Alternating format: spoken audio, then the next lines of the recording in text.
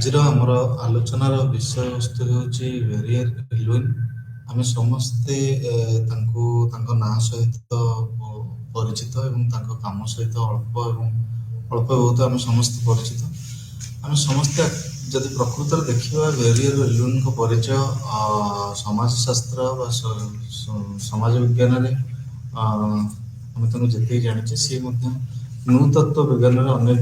ଖ୍ୟାତି ଅର୍ଜନ କରିଛନ୍ତି ଏବଂ ତାଙ୍କର ଯେଉଁ କାର୍ଯ୍ୟ ରହିଛି ବା ତାଙ୍କର ଯେଉଁ ସନ୍ଦର୍ଭ ଗୁଡ଼ିକ ରହିଛି ନୃତତ୍ତ୍ୱ ବିଜ୍ଞାନରେ ତାହା ଅନେକାଂଶରେ ଭାରତୀୟ ଯେଉଁ ଭାରତୀୟ ସମାଜ ବିଜ୍ଞାନ ରହିଛି ସେମାନଙ୍କ ଦ୍ୱାରା ସମାଜ ବିଜ୍ଞାନର ଯେଉଁମାନେ ରହିଛନ୍ତି ସବୁ ବିଜ୍ଞାନୀମାନେ ସେମାନଙ୍କ ଦ୍ୱାରା ଏହା ଭଲ ଭାବରେ ଆଦୃତ। ଯେ ଦେଖିବା ଭେରିୟର ଏଲୁଇନ୍ 1902 ମସିହାରେ ଜନ୍ମଗ୍ରହଣ କରିଥିଲେ ଏବଂ 1964 ମସିହାରେ ଦେହତ୍ୟାଗ କରିଥିଲେ। ଏବଂ ଯଦି ଆମେ ଦେଖାଯାଏ ସିଏ ଜଣେ ଏଭଳି ଜଣେ ନୃତତ୍ତ୍ୱ ବିଜ୍ଞାନୀ ଯାହାକୁ ଆମେ ଖାଲି ଯାହାର ଯେଉଁ ଅବଦାନ ରହିଛି ବା ଯୋଗଦାନ ରହିଛି ଭାରତୀୟ ସମାଜଶାସ୍ତ୍ରକୁ ତାହା କେବଳ ସୀମିତ ହୋଇ ରହିନାହିଁ ଆମର ଯେଉଁ ତାଙ୍କର ଗବେଷଣାରେ। ସେ ଏକାଧାରାରେ ଜଣେ ଗବେଷକ ନଥିଲେ, ସେ ମଧ୍ୟ ଜଣେ ପ୍ରଶାସନିକ ଅଧିକାରୀ ଥିଲେ, ସେ ଜଣେ ସୁପ୍ରଶାସନିକ ଅଧିକାରୀ ଥିଲେ ଏବଂ ଜଣେ ଯାହାକୁ ଆମେ କହିଥାଉ ଜଣେ ସୋସିଆଲ ୱାର୍କର ବା ସମାଜ ସେବୀ ଥିଲେ। ଏହା ଛଡ଼ା ସେ ଅନେକ ଗୁଡ଼ିଏ କାର୍ଯ୍ୟ ଯାହା ଆଦିବାସୀ ସମ୍ପ୍ରଦାୟ ପାଇଁ ଯେଉଁ ବିକାଶ ଆଣିଦେଲା ଭଳି କେତେ ଗୁଡ଼ିଏ କାର୍ଯ୍ୟ ତାହାର ମଧ୍ୟ ସମ୍ପାଦନା କରିଥିଲେ। ଯଦି ଆମେ ଦେଖିବା ସିଏ ତାଙ୍କର ସମୟର ସବୁଠୁ ବଡ଼ ଜଣେ ରିଫର୍ମର ଏବଂ ଜଣେ ବୁଦ୍ଧିଜୀବୀ ଥିଲେ। ଏବଂ ଯଦି ଦେଖାଯାଏ ସେ ଜଣେ ଇନଷ୍ଟିଟ୍ୟୁସନ ବିଲ୍ଡର ମଧ୍ୟ ତାଙ୍କୁ ଇନଷ୍ଟିଟ୍ୟୁସନ ବିଲ୍ଡର ମଧ୍ୟ ବୋଲି ଜଣେ ମାନଙ୍କ ମଧ୍ୟରୁ ସିଏ ଜଣେ ଭାରତର ଯେଉଁ କେତେଜଣ ପ୍ରଧାନ ଇନଷ୍ଟିଟ୍ୟୁସନ ବିଲ୍ଡର ରହିଛନ୍ତି ବା ଯେଉଁମାନେ ଦେଶର ନିର୍ମାଣରେ ଯେଉଁମାନେ ଆକ୍ଚୁଆଲି ଯୋଗଦାନ ଦେଇଛନ୍ତି ପ୍ରକୃତରେ ସେମାନଙ୍କ ମଧ୍ୟରୁ ଭେରିୟର ଏଲୁଇନ୍ ହେଉଛନ୍ତି ଜଣେ ଯିଏକି ଆମେ ଯଦି ଜାଣିବା ଆକ୍ଚୁଆଲି ଆଦିବାସୀ ବା ଜନଜାତି ସମ୍ପ୍ରଦାୟକୁ ଭାରତର ଯେଉଁ ଆମର ଜାତୀୟ ସ୍ରୋତରେ ସାମିଲ କରିବାରେ ସିଏ ଜଣେ ପ୍ରଧାନ ପୁରୋଧା ଥିଲେ। ଏବଂ ଯଦି ଆମେ ଦେଖାଯାଏ ତାଙ୍କର ଯେଉଁ ଆମର ଆଲୋଚନା ରହିଛି ଆଦିବାସୀମାନଙ୍କର ବିକାଶ, ସେମାନଙ୍କର ଜୀବନଶୈଳୀ, ସେମାନଙ୍କର ଶିକ୍ଷା, ସେମାନଙ୍କର ଅର୍ଥନୀତି, ଏଇସବୁ ବିଷୟରେ ଯେଉଁ ସେମାନଙ୍କର ପ୍ରଶାସନିକ ପ୍ରଣାଳୀ ୟାକୁ ନେଇ ଯେତେ ଗୁଡ଼ିଏ ତର୍ଜମା ହେଇଛି, ଯେତେ ଗୁଡ଼ିଏ ଆଲୋଚନା ହେଇଛି ମୁଖ୍ୟତଃ ଯେତେବେଳେ ଆମର ଇଣ୍ଡିପେଣ୍ଡେଣ୍ଟ ଇଣ୍ଡିଆ ଯାହାକୁ ଆମେ କହିଥାଉ ଆମର ପ୍ଲାନିଂ ପିରିୟଡ଼ରେ ସେ ସମୟରେ ଯଦି ଦେଖିବା ଆମେ ଭେରିୟର ଏଲୁଇନ୍‌ଙ୍କର ବହୁତ ଗୁଡ଼ିଏ ଅବଦାନ ରହିଛି ବା ଯୋଗଦାନ ରହିଛି। ଏହିସବୁ ଯେଉଁ ଆଲୋଚନା ହେଇଛି, ଯେଉଁ ପଲିସିସ୍ ଗୁଡ଼ିକ ହେଇଛି, ଯେଉଁ ଯୋଜନା ଗୁଡ଼ିକ ହେଇଛି ଆଦିବାସୀ ସମାଜର ବିକାଶ ପାଇଁ, ସେଥିରେ ଏଲୁଇନ୍‌ଙ୍କର ଅନେକ ଅବଦାନ ରହିଛି। ଏବଂ ଯଦି ଦେଖିବା ସିଏ ପ୍ରଥମେ ଯଦିଓ ଭାରତୀୟ ଜଣେ ସେ ନଥିଲେ ପ୍ରଥମେ, କିନ୍ତୁ ସିଏ ଭାରତର ଯେଉଁ ଆମର ସିଟିଜେନସିପ୍ ଗ୍ରହଣ କରିଥିଲେ। ଏବଂ ଯଦି ଦେଖିବା ସିଏ ତାଙ୍କର ଜଙ୍ଗଲ ଯେଉଁ ରହିଛି, ଜଙ୍ଗଲ ପାହାଡ଼ ଯେଉଁ ନ୍ୟାଚୁରାଲ ଇଏ ରହିଛି ତାକୁ ସେ ନିଜର ଘର ଭାବରେ ବାଛିଥିଲେ ଏବଂ ସେ ପ୍ରତ୍ୟେକ ଆଦିବାସୀ ସମ୍ପ୍ରଦାୟ ଯେଉଁ ରହିଛନ୍ତି ବା ଜନଜାତି ସମ୍ପ୍ରଦାୟ ରହିଛନ୍ତି ସେମାନଙ୍କୁ ସେ ନିଜର ପରିବାର ବୋଲି ଗ୍ରହଣ କରିଥିଲେ।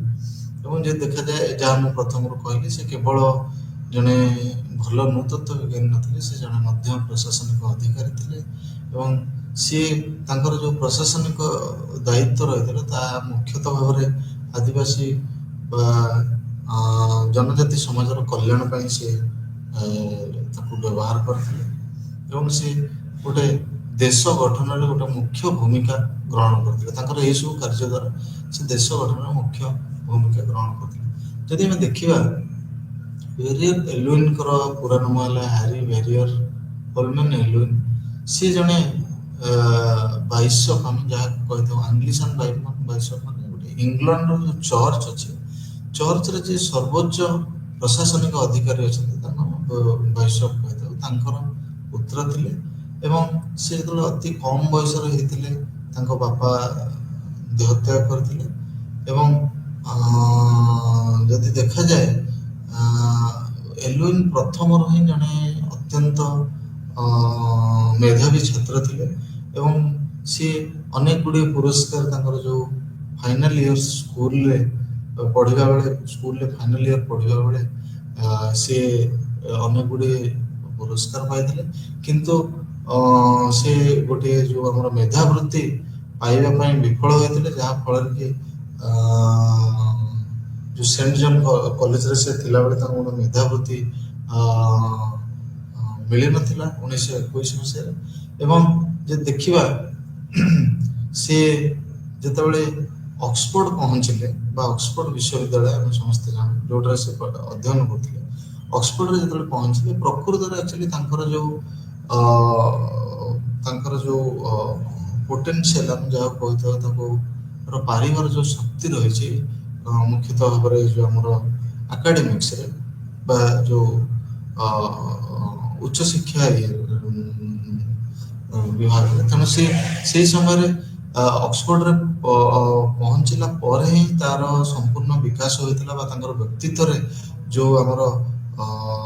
ବୌଦ୍ଧିକ ବିକାଶ, ଯେଉଁ ଇଣ୍ଟେଲେକ୍ଚୁଆଲ ଡେଭଲପମେଣ୍ଟ ଯେଉଁଟା, ତାହାର ବୌଦ୍ଧିକ ବିକାଶ ପ୍ରକୃତରେ ଅକ୍ସଫୋର୍ଡ ବିଶ୍ୱବିଦ୍ୟାଳୟରେ ପହଞ୍ଚିବା ପରେ ହିଁ ତାଙ୍କର ହେଇଥିଲା। ଏବଂ ଯଦି ଦେଖାଯାଏ ସିଏ ଅନେକ ଗୁଡ଼ିଏ ଯେଉଁ ସାମାଜିକ ଅର୍ଗାନାଇଜେସନ ବା ଯେଉଁ ଗ୍ରୁପ ରହିଛି, ଗୋଷ୍ଠୀ ରହିଥିଲେ ସେଇ ଅକ୍ସଫୋର୍ଡ ବିଶ୍ୱବିଦ୍ୟାଳୟ ଭିତରେ, ସେ ସମସ୍ତଙ୍କ ସହିତ ବିଭିନ୍ନ ଗୋଷ୍ଠୀ ବା ସମୁଦାୟ, ଯାହାର ବିଭିନ୍ନ ଯେଉଁ ଗୋଷ୍ଠୀ ଗୁଡ଼ିକ ବିଭିନ୍ନ ଦିଗନ୍ତରେ ନିଜର ଗବେଷଣା ଜାରି ରଖିଥିଲେ, ସେମାନଙ୍କ ସହିତ ସେ ଧୀରେ ଧୀରେ ସମ୍ପୃକ୍ତ ହେବା ଆରମ୍ଭ କଲେ। ତାଙ୍କର ଯେଉଁ ଆଲୋଚନା କୌଣସି ଗୋଟିଏ ନିର୍ଦ୍ଦିଷ୍ଟ ସମୁଦାୟ ସହିତ ନଥିଲା, ବରଂ ସେ ଅନେକ ଗୁଡ଼ିଏ ସମୁଦାୟ ସହିତ ମିଶିକରି ନିଜର କାମ ବିଷୟରେ ଆଲୋଚନା କରିଥିଲେ। ଏବଂ ଯଦି ଦେଖାଯାଏ ସେ ଇଂଲିଶ ଲିଟରେଚର ଯେଉଁ ରହିଛି ଆମର ଇଂରାଜୀ ସାହିତ୍ୟରେ ସେ ତାଙ୍କର ଥାର୍ଡ ଟର୍ମରେ 1921 ମସିହାରେ ଆଡମିସନ୍ ନେଇଥିଲେ। ଏବଂ କିନ୍ତୁ ଯଦି ଦେଖାଯାଏ ଯେ ସେ ସେଠାରେ ମଧ୍ୟ ବିଫଳ ହୋଇଥିଲେ ଗୋଟେ ସ୍କଲାରସିପ୍ ବା ଗୋଟେ ମେଧାବୃତ୍ତି ପାଇବା ପାଇଁ। ଏବଂ ତାପରେ ସେ ଯାହାକୁ କୁହାଯାଏ ଆମର ଥିଓଲୋଜିରେ 2 ବର୍ଷ ନିଜର ଅଧ୍ୟୟନ କରିଥିଲେ। ଏବଂ ଯଦି ଦେଖାଯାଏ ସେ ଭାରତକୁ ଯେତେବେଳେ ଆସିଲେ ଅକ୍ସଫୋର୍ଡରୁ ତାଙ୍କର ଶିକ୍ଷା ଶେଷ ହେବା ପରେ ସେ ଜଣେ ମିଶନାରୀ ଭାବରେ ଭାରତକୁ ଆସିଥିଲେ ଏବଂ ସେ ପ୍ରଥମେ ପୁଣେ ସହରକୁ ଆସିଥିଲେ। ଏବଂ ଯଦି ଦେଖାଯାଏ ସେ ପ୍ରଥମେ ଚାହିଁଥିଲେ ଯେ ଜଣେ ସାଧୁ ହେବ, ମାନେ ଯାହା ମଙ୍କ ହେବା ପାଇଁ ସେ ପ୍ରଥମେ ତାଙ୍କର ଇଚ୍ଛା ଥିଲା। କିନ୍ତୁ ପରବର୍ତ୍ତୀ ସମୟରେ ଦେଖାଯାଇଥିଲା ଯେ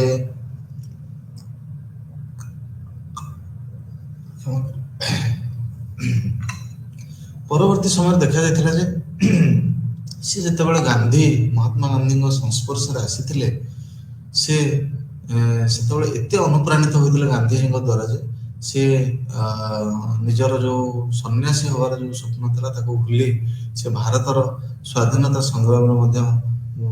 ଯୋଗ ଦେଇଥିଲେ। ଏବଂ ଯଦି ଦେଖାଯାଏ ତାଙ୍କର ଯେଉଁ ଗାନ୍ଧୀ ଏବଂ ତାଙ୍କ ମଧ୍ୟରେ ଯେଉଁ ବନ୍ଧୁତା ବା ଯେଉଁ ନିବିଡ଼ତା, ତାଙ୍କ ସମ୍ପର୍କର ଯେଉଁ ନିବିଡ଼ତା, ତା ଧୀରେ ଧୀରେ ବଢ଼ିବା ପାଇଁ ଲାଗିଥିଲା। ଏବଂ ଗୋଟେ ସମୟ ଥିଲା ଯେତେବେଳେ ଗାନ୍ଧୀ ମଧ୍ୟ କହିଥିଲେ ଯେ ସେ ଏଲୁଇନଙ୍କୁ ନିଜର ପୁତ୍ର ଭଳି ଦେଖନ୍ତି। ଏବଂ ଯେ ଦେଖାଯାଏ ପ୍ରଥମେ ଯେତେବେଳେ ଆମର ଆସିଲେ ଏଲୁଇନ, ସିଏ ଦୀର୍ଘ 4 ବର୍ଷ ଧରି ଗାନ୍ଧୀଙ୍କର ଯେଉଁ ଆମର ସାବରମତୀ ଆଶ୍ରମ ରହିଛି ସେଠାରେ ସେ ରହିଲେ ଏବଂ ସେଠାରେ ରହିବା ସହିତ ଅନେକ ଗୁଡ଼ିଏ କାର୍ଯ୍ୟ ମଧ୍ୟ କରିଥିଲେ। ଏବଂ ଯଦି ଦେଖାଯାଏ ସେଇ 4 ବର୍ଷ ପରେ ସେ ଧୀରେ ଧୀରେ ଗାନ୍ଧୀଙ୍କଠୁ ସେ ସାବରମତୀରୁ ବିଦାୟ ନେଇଥିଲେ ଏବଂ ଧୀରେ ଧୀରେ ତାଙ୍କର ସମ୍ପର୍କରେ ମଧ୍ୟ କିଛି ତିକ୍ତତା ଦେଖାଯାଇଥିଲା ଗାନ୍ଧୀ ଏବଂ ଏଲୁଇନଙ୍କ ଭିତରେ। ଏବଂ ସେ ଯଦି ଦେଖାଯାଏ ଅନେକାଂଶରେ ଗାନ୍ଧୀଙ୍କର ଏବଂ ତାଙ୍କର ମତରେ ଅସମାନତା ଦେଖାଯାଉଥିଲା, କିନ୍ତୁ ସେ ସବୁବେଳେ ଗାନ୍ଧୀଙ୍କର ଗୋଟିଏ ମତ ଯେ ଭାରତର ଯେଉଁ ସ୍ୱାଧୀନତା, ତାର ଯେଉଁ ବ୍ରିଟିଶ ମାନଙ୍କ ଠାରୁ ଯେଉଁ ସ୍ୱାଧୀନତାର ଅଧିକାର ରହିଛି ତାକୁ ସେ କେବେ ହେଲେ ଖଣ୍ଡନ କରୁନଥିଲେ। ଏବଂ ଯଦି ଦେଖାଯାଏ ସେ ସବୁବେଳେ ଏଲୁଇନ୍ ତାଙ୍କର ମନ୍ତବ୍ୟ ରଖନ୍ତି ଯେ ଗାନ୍ଧୀଙ୍କ ସହିତ ଗାନ୍ଧୀଙ୍କ ସଂସ୍ପର୍ଶରେ ଆସିବା ଦିନଠୁ ହିଁ ସେ ଭାରତକୁ ଅତି ନିଜର କରିପାରିଥିଲେ ଏବଂ ସେ ଭାରତର ସହିତ ତାଙ୍କର ଯେଉଁ ସମ୍ପର୍କ ଗଢ଼ି ଉଠିଥିଲା ତାହା କେବଳ ଗାନ୍ଧୀଙ୍କ ସଂସ୍ପର୍ଶରେ ସେ ଆସିବା ଦ୍ୱାରା ହିଁ ଗଢ଼ି ଉଠିଥିଲା। ଏବଂ ଯଦି ଦେଖାଯାଏ ଏଲୁଇନଙ୍କର ଯେଉଁ ଯୋଗଦାନ ରହିଥିଲା ଭାରତର ଯେଉଁ ରାଜନୈତିକ ଆକ୍ଟିଭିଟି ଯେଉଁଗୁଡ଼ିକ ସବୁ ରହିଛି ତାହା ଯେଉଁ ଚର୍ଚ୍ଚ ସୁପିରିୟର ରହିଛି ବା ଚର୍ଚ୍ଚର ଯେଉଁ ହାୟର ଅଫିସିଆଲ ଉଚ୍ଚ ପଦାଧିକାରୀ ମାନେ ଥିଲେ ସେମାନଙ୍କର ଦ୍ୱାରା ଏଲୁଇନଙ୍କର ଏ ଯେଉଁ ଗତିବିଧି ସେମାନେ ଅତି ନିପୁଣ ଭାବରେ ଆମର ଏଲୁଇନଙ୍କ ଗତିବିଧିକୁ ନିରୀକ୍ଷଣ କରୁଥିଲେ ଏବଂ ସେମାନେ ଦେଖିଲେ ଯେତେବେଳେ ଏଲୁଇନଙ୍କର ରାଜନୈତିକ ବ୍ୟବହାରରେ ପରିବର୍ତ୍ତନ ଆସୁଛି ସିଏ ଗାନ୍ଧୀଙ୍କ ସହିତ ଅନେକାଂଶରେ ଏକମତ ଯେ ଭାରତରେ ଯେଉଁ ଆମର ବ୍ରିଟିଶ ଶାସନ ରହିଛି ତାହା ଆଇନ ସମ୍ମତ ନୁହେଁ, ତାହା କେବେ ହେଲେ ତାହା ଭାରତ ପାଇଁ ଭାରତ ପାଇଁ ଭଲ ନୁହେଁ। ଏଇ ଯେଉଁ ମନ୍ତବ୍ୟ ତାଙ୍କର ରହିଥିଲା ତାହା କେଉଁଠି ନା କେଉଁଠି ଯେଉଁ ଆମର ବ୍ରିଟେନର ଯେଉଁ ଚର୍ଚ୍ଚର ଯେଉଁ ଉଚ୍ଚ ପଦାଧିକାରୀ ମାନେ ଥିଲେ ତାଙ୍କୁ ବ୍ୟତିବ୍ୟସ୍ତ କରିଥିଲା ଏବଂ ଦେଖାଯାଏ ଯେ ତାଙ୍କୁ ସେ ଯେତେବେଳେ ବ୍ରିଟେନ ଯାଇଥିଲେ ତାଙ୍କୁ ଆଉ ଭାରତକୁ ଫେରିବା ପାଇଁ ଅନୁମତି ଦିଆଯାଇନଥିଲା। କିନ୍ତୁ ସିଏ ଯେତେବେଳେ ବହୁତ ଦିନ ପରେ ଅତି ବିଳମ୍ବରେ ତାଙ୍କୁ ସେ ପରମିସନ ମିଳିଥିଲା ବା ତାଙ୍କୁ ଯେଉଁ ବିଳମ୍ବରେ ପରମିସନ ଦିଆଗଲା ତାଙ୍କୁ କୁହାଯାଇଥିଲା ଯେ ସେ ଯେପରି ଭବିଷ୍ୟତରେ କୌଣସି ରାଜନୈତିକ ଆକ୍ଟିଭିଟିଜ ବା ରହିଛି ବା ଯେଉଁ ରାଜନୈତିକ କାର୍ଯ୍ୟ ରହିଛି ସେଠାରେ ଯେଭଳି ଭାବରେ ଯୋଗଦାନ ନ ଦିଅନ୍ତି ଏବଂ ସେଠାରୁ ସେ ଦୂରତା ବଜାୟ ରଖିବା ପାଇଁ ତାଙ୍କୁ ଚେତାବନୀ ଦିଆଯାଇଥିଲା। ଯଦି ଦେଖାଯାଏ ଯେ ଧୀରେ ଧୀରେ ଏଲୁଇନଙ୍କର ଯେଉଁ ଆମର ପ୍ରକ୍ସିମିଟି ରହିଛି ବା ସେ ଧୀରେ ଧୀରେ ଯେଉଁ ଆଦିବାସୀ ସମ୍ପ୍ରଦାୟ ବା ଜନଜାତି ସମ୍ପ୍ରଦାୟ ସହିତ ମିଶିବାକୁ ଲାଗିଲେ, ସେମାନଙ୍କ ସହିତ ରହିବାକୁ ଲାଗିଲେ ଏବଂ ସେମାନଙ୍କ ସହିତ ତାଙ୍କର ନିବିଡ଼ତା ବଢ଼ିବା ପାଇଁ ଲାଗିଲା। ଧୀରେ ଧୀରେ ତାଙ୍କର ଯେଉଁ ପୂର୍ବ ସମ୍ପର୍କ ରହିଥିଲା ଆମର ଯେଉଁ ଖ୍ରୀଷ୍ଟ ଧର୍ମ ସହିତ ତାହା ଧୀରେ ଧୀରେ ତାର ଧୀରେ ଧୀରେ ପରିବର୍ତ୍ତନ ହେବାର ଲାଗିଲା ଏବଂ ଦେଖିବାକୁ ମିଳିଲା ଯେ ଅନେକାଂଶରେ ଯେଉଁ ଏଲୁଇନ ଧୀରେ ଧୀରେ ଜଣେ ଗୋଟେ ଆଦିବାସୀ ସମ୍ପ୍ରଦାୟ ଯେଉଁଭଳି ତାଙ୍କର ଚଳଣି, ଯେଉଁଭଳି ତାଙ୍କ ବ୍ୟବହାର, ଯେଉଁଭଳି ତାଙ୍କ କାମ ସେ ଧୀରେ ଧୀରେ ତାଙ୍କ ଭଳି ହେବାକୁ ଲାଗିଲାଣି। ଏବଂ ଯଦି ଦେଖାଯାଏ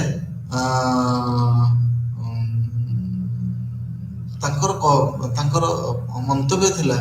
ଯେ ଯେଉଁ ଆଦିବାସୀ ସମ୍ପ୍ରଦାୟ ବା ଜନଜାତି ସମ୍ପ୍ରଦାୟ ସହିତ ରହିବା ତାଙ୍କର ଗୋଟେ ବ୍ୟକ୍ତିଗତ ସ୍ୱାଧୀନତା ଏବଂ ଯଦି ଦେଖାଯାଏ ସେ ଏହାକୁ ଅନେକାଂଶରେ ଆକ୍ଚୁଆଲି ଉପଭୋଗ କରୁଥିଲେ। ସେ ତାଙ୍କୁ ବହୁତ ଭଲ ଲାଗୁଥିଲା ଆକ୍ଚୁଆଲି ଆଦିବାସୀ ସମ୍ପ୍ରଦାୟ ସହିତ ରହିବା ପାଇଁ। ଏବଂ ଯଦି ଦେଖାଯାଏ ସେ 1932 ମସିହାରେ ଗୋଟେ ଛୋଟ ଗାଁ ଅଛି ଯେଉଁଟା ରିମୋଟ ଗାଁ, ଯାହା ସହରଠାରୁ ଦୂରରେ ଥିଲା, ଯେଉଁଠି ଯିବା ଆସିବାର ବହୁତ ଅସୁବିଧା ଥିଲା ଏବଂ ସେ ଜଙ୍ଗଲ ଭିତରେ ଥିଲା। ତାର ନାଁ ସେଟା ମାଣ୍ଡଲା ଡିଷ୍ଟ୍ରିକ୍ଟ ଯେଉଁ ଅଛି, ମାଣ୍ଡଲା ଜିଲ୍ଲା ଥିଲା ଆମର ସେଣ୍ଟ୍ରାଲ ପ୍ରୋଭିନ୍ସେସ, ସେହି ଜିଲ୍ଲାରେ ହିଁ ଥିଲା ସେ ଗ୍ରାମଟି। ଏବଂ ସେହି ସମୟରେ ସେ ଯେଉଁ ଗଣ୍ଡ ଟ୍ରାଇବ ଅଛନ୍ତି, ଗଣ୍ଡ ଟ୍ରାଇବକୁ ବିଷୟରେ ଗବେଷଣା କରିବା ପାଇଁ ସେଠାକୁ ସେ ଯାଇଥିଲେ ଏବଂ ଏହି ଯେଉଁ ପଦକ୍ଷେପଟା ଥିଲା ଏଲୁଇନଙ୍କର ଯେଉଁ ପଦକ୍ଷେପ ଥିଲା ଯେଉଁ ମାଣ୍ଡଲା ଡିଷ୍ଟ୍ରିକ୍ଟକୁ ଯାଇ ସେଠାରେ କାମ କରିବା, ଗାଁରେ ରହି, ଏହା ଆକ୍ଚୁଆଲି ଗୋଟେ ମୁଖ୍ୟ ଯେଉଁ କୁହାଯାଏ ଆମର ପଦକ୍ଷେପ ଥିଲା ବା ସୋପାନ ଥିଲା ଯାହାଦ୍ୱାରା କି ଏଲୁଇନଙ୍କର ଯେଉଁ କ୍ୟାରିୟର ରହିଛି ସେଥିରେ ଗୋଟେ ବଡ଼ ପରିବର୍ତ୍ତନ ଆସିଥିଲା। ଏବଂ ଏଠାରେ ଦେଖାଯାଏ ଯେ ସେ କିଭଳି ଭାବେ ନିଜକୁ ସମ୍ପୂର୍ଣ୍ଣ ଭାବେ ବିସର୍ଜନ କରିଦେଇଥିଲେ ବା ସମ୍ପୂର୍ଣ୍ଣ ଭାବେ ନିଜକୁ ନିୟୋଜିତ କରିଦେଇଥିଲେ ଯେଉଁ ଆଦିବାସୀମାନଙ୍କର ଯେଉଁ ଦୁଃଖ ରହିଛି, ସେମାନଙ୍କର ଯେଉଁ କଷ୍ଟ ରହିଛି ଏବଂ ସେମାନଙ୍କର ଯେଉଁ ଦାରିଦ୍ର୍ୟରେ ସେମାନେ ଯେଉଁଭଳି ଭାବେ ପୀଡ଼ିତ ଏବଂ ସେଇ ଯେଉଁ ମାର୍ଜିନାଲାଇଜ୍ କମ୍ୟୁନିଟି ବା ଯେଉଁ ପଛୁଆ ଶ୍ରେଣୀ ରହିଥିଲେ, ପଛୁଆ ବର୍ଗ ରହିଥିଲେ, ସେମାନଙ୍କ ସହିତ ସେ ଧୀରେ ଧୀରେ ଇମର୍ସ ହେବା ପାଇଁ ଲାଗିଲେ ବା ଧୀରେ ଧୀରେ ସେ ଅନେକାଂଶରେ ଆକ୍ଚୁଆଲି ବହୁତ ଭଲ ଭାବରେ ମିଶିବା ପାଇଁ ଲାଗିଲେ। ଏବଂ ଯଦି ଦେଖାଯାଏ ସେ ଯେଉଁ ଆମର କେନ୍ଦ୍ରୀୟ ଭାରତ ବା ସେଣ୍ଟ୍ରାଲ ଇଣ୍ଡିଆ ରହିଛି ସେ ପାଖାପାଖି ସେଠାରେ 20 ବର୍ଷ ବିତାଇଥିଲେ। ଏବଂ ଯଦି ଦେଖାଯାଏ ସିଏ ଏକାକୀ ଭାବେ ଏଇଭଳି ଗୋଟିଏ ଯେଉଁ ପ୍ରେସର ଗ୍ରୁପ ଆମେ କହିଥାଉ ବା ଯେଉଁ ଗୋଟିଏ ଏଭଳି ଭାବରେ ସେ ଏକା ହିଁ ସକ୍ଷମ ହୋଇଥିଲେ ଭାରତ ସରକାରଙ୍କ ଉପରେ ଚାପ ପକାଇବା ପାଇଁ କି କେଉଁଭଳି ଭାବରେ ଯେଉଁ ପରିବର୍ତ୍ତନ ଗୁଡ଼ିକ ଅଣାଯିବ ବା ଅଣାଯାଉଛି ତା କିଭଳି ଭାବେ ଜନଜାତି ସମ୍ପ୍ରଦାୟକୁ ଆଫେକ୍ଟ କରୁଛି ବା କିଭଳି ଭାବେ ପ୍ରଭାବିତ କରୁଛି ଏ ବିଷୟରେ ସେ ଅନେକ ଗୁଡ଼ିଏ ବିବରଣୀ ଦେଇଥିଲେ।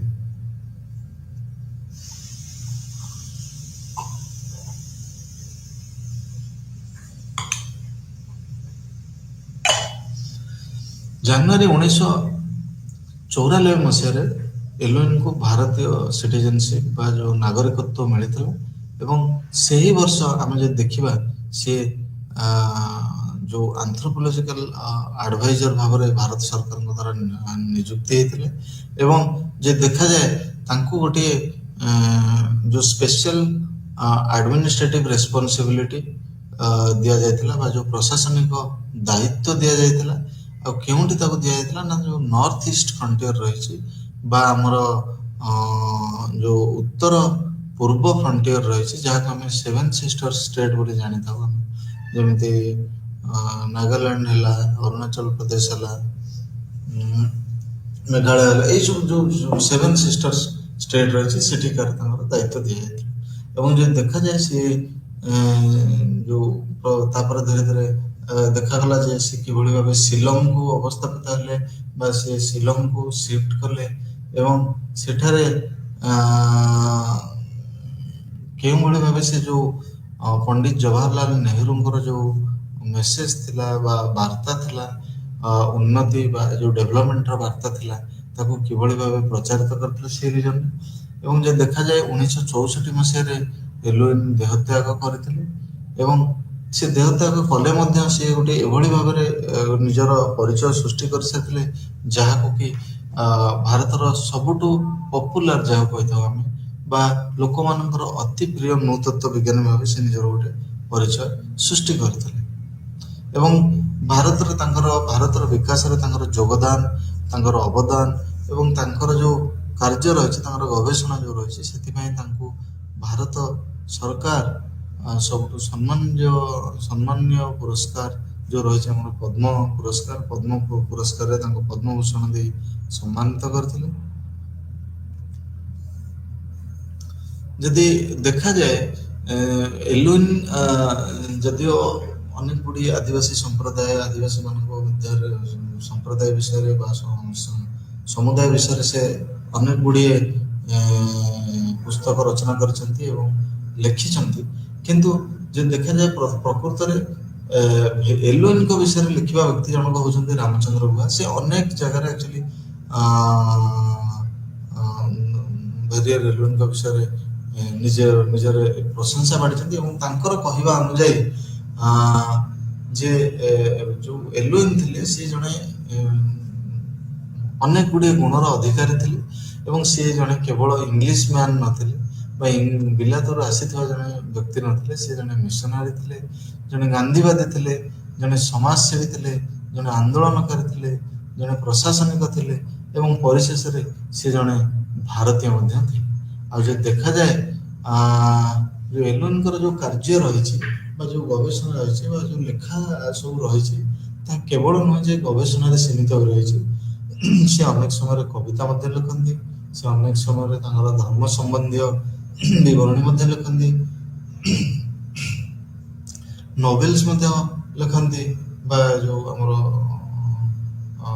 ଗଳ୍ପ ଏକାଙ୍କିକା ମଧ୍ୟ ସେ ରଚନା କରିଛନ୍ତି। ଏବଂ ଯେଉଁ ନୃତାତ୍ତ୍ୱିକ ଯେଉଁ ଆମର ମନୋଗ୍ରାଫ ସବୁ ରହିଛି, ଆନ୍ଥ୍ରୋପୋଲୋଜିକାଲ ମନୋଗ୍ରାଫ ତାକୁ ମଧ୍ୟ ଲେଖିଛନ୍ତି, ଫୋକ୍ଲୋର କଲେକ୍ସନ୍ସ ଲେଖିଛନ୍ତି, ରିପୋର୍ଟ ସବୁ ଗଭର୍ଣ୍ଣମେଣ୍ଟ ଇଏର ରିପୋର୍ଟ ଥିଲା ତାକୁ ମଧ୍ୟ ଲେଖିଛନ୍ତି। ଏବଂ ଯଦି ଦେଖାଯାଏ ତାଙ୍କର ନିଜର ଅଟୋବାୟୋଗ୍ରାଫି ଯେଉଁଟା ରହିଛି ତାହା ଲାଗେ ସବୁଠୁ ଗୋଟେ ମୁଖ୍ୟ କାମ ତାଙ୍କର ବୋଲି। ଯଦି ଦେଖାଯାଏ ସେ ଯେଉଁ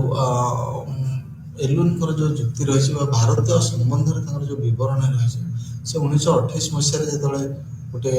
ମେଧାବୃତ୍ତି ପାଇ ଭାରତକୁ ଆସିଥିଲେ ସେତେବେଳେ ସେ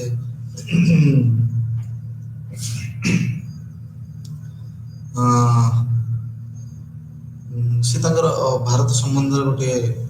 ବିବରଣୀ ଦେଇଥିଲେ। ତାଙ୍କର କହିବା ଅନୁଯାୟୀ ଯେ ସେ ଯେତେବେଳେ ଗୋଟେ ସେମିନାର ଆଟେଣ୍ଡ କରିବା ପାଇଁ ଆସିଥିଲେ ସାବରମତୀ, ସେତେବେଳେ ସିଏ ତାଙ୍କର ମନରେ ଅନେକ ଗୁଡ଼ିଏ ପରିବର୍ତ୍ତନ ଆସିଥିଲା ଏବଂ ଯେ ଦେଖାଯାଏ ସିଏ ଗୋଟେ ଗାନ୍ଧୀଙ୍କର ବଡ଼ ଯେଉଁ କୁହନ୍ତି ଫଲୋଅର ବା ଅନୁଗାମୀ ହୋଇ ବାହାରିଥିଲେ ଏବଂ ଯେ ଦେଖାଯାଏ ସିଏ ତାଙ୍କୁ ଏଭଳି ଭାବେ ଅନୁଭବ କରିଥିଲେ ଯେ ଭାରତକୁ ସାବରମତୀରେ ପହଞ୍ଚିଲା ପରେ ତାଙ୍କୁ ଲାଗିଲା ଯେ ଯେଭଳି ଭାବେ ତାଙ୍କର ଭାରତ ମାଟିରେ ପୁନର୍ଜନ୍ମ ହୋଇଛି। ଯେ ଦେଖାଯାଏ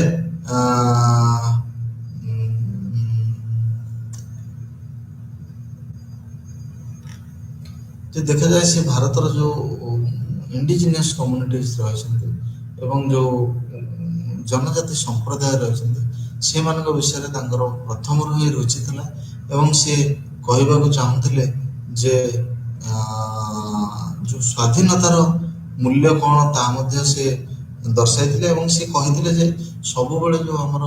ପାଶ୍ଚାତ୍ୟ ଦେଶର ଯେଉଁ ସ୍କଲାର ମାନେ ରହିଛନ୍ତି ବା ଯେଉଁ ବିଜ୍ଞାନୀ ମାନେ ରହିଛନ୍ତି ସମାଜ ବିଜ୍ଞାନୀ, ସେମାନଙ୍କୁ ଆମେ ବିନା କାରଣରେ କ୍ରିଟିସାଇଜ୍ କରିବା ବା ତାଙ୍କର ଯୁକ୍ତିକୁ ତର୍ଜମା କରିବା ବିନା କାରଣରେ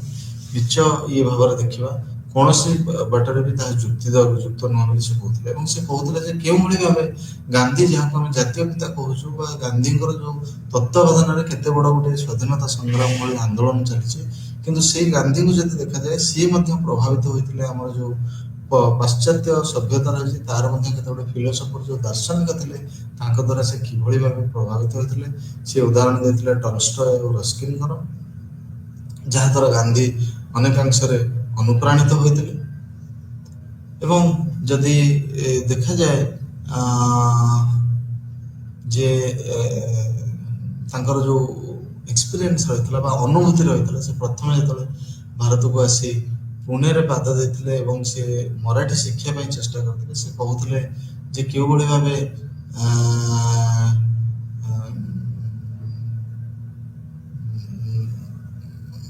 ଯେଉଁ ମରାଠୀ ଲାଙ୍ଗୁଏଜ ରହିଛି, ମରାଠୀ ଭାଷା ରହିଛି ଏବଂ ଯେଉଁ ସଂସ୍କୃତ ଭାଷା ରହିଛି, ସିଏ ଭାଷା ଗୁଡ଼ିକ କେଉଁଭଳି ଭାବେ ଅତ୍ୟନ୍ତ ଯେଉଁ ଆଧ୍ୟାତ୍ମିକ ସ୍ପିରିଚୁଆଲ ତାର ଆସ୍ପେକ୍ଟ ରହିଛି ବା ସ୍ପିରିଚୁଆଲ ଟେଷ୍ଟ ରହିଛି, ତାର ସ୍ୱାଦ ରହିଛି। ଆଉ ସେ କହିଥିଲେ କେଉଁଭଳି ଭାବେ ସେ ଯଦିଓ ଅନେକାଂଶରେ ଚେଷ୍ଟା କଲେ ମରାଠୀ ଶିଖିବା ପାଇଁ, କିନ୍ତୁ ସେ ତଥାପି ମଧ୍ୟ ରେଲୱେ ଷ୍ଟେସନରେ କେଉଁଭଳି ଭାବେ ସେ ଗୋଟେ ମଧ୍ୟାହ୍ନ ଭୋଜନର ଅର୍ଡର ଦେଇପାରିନଥିଲେ।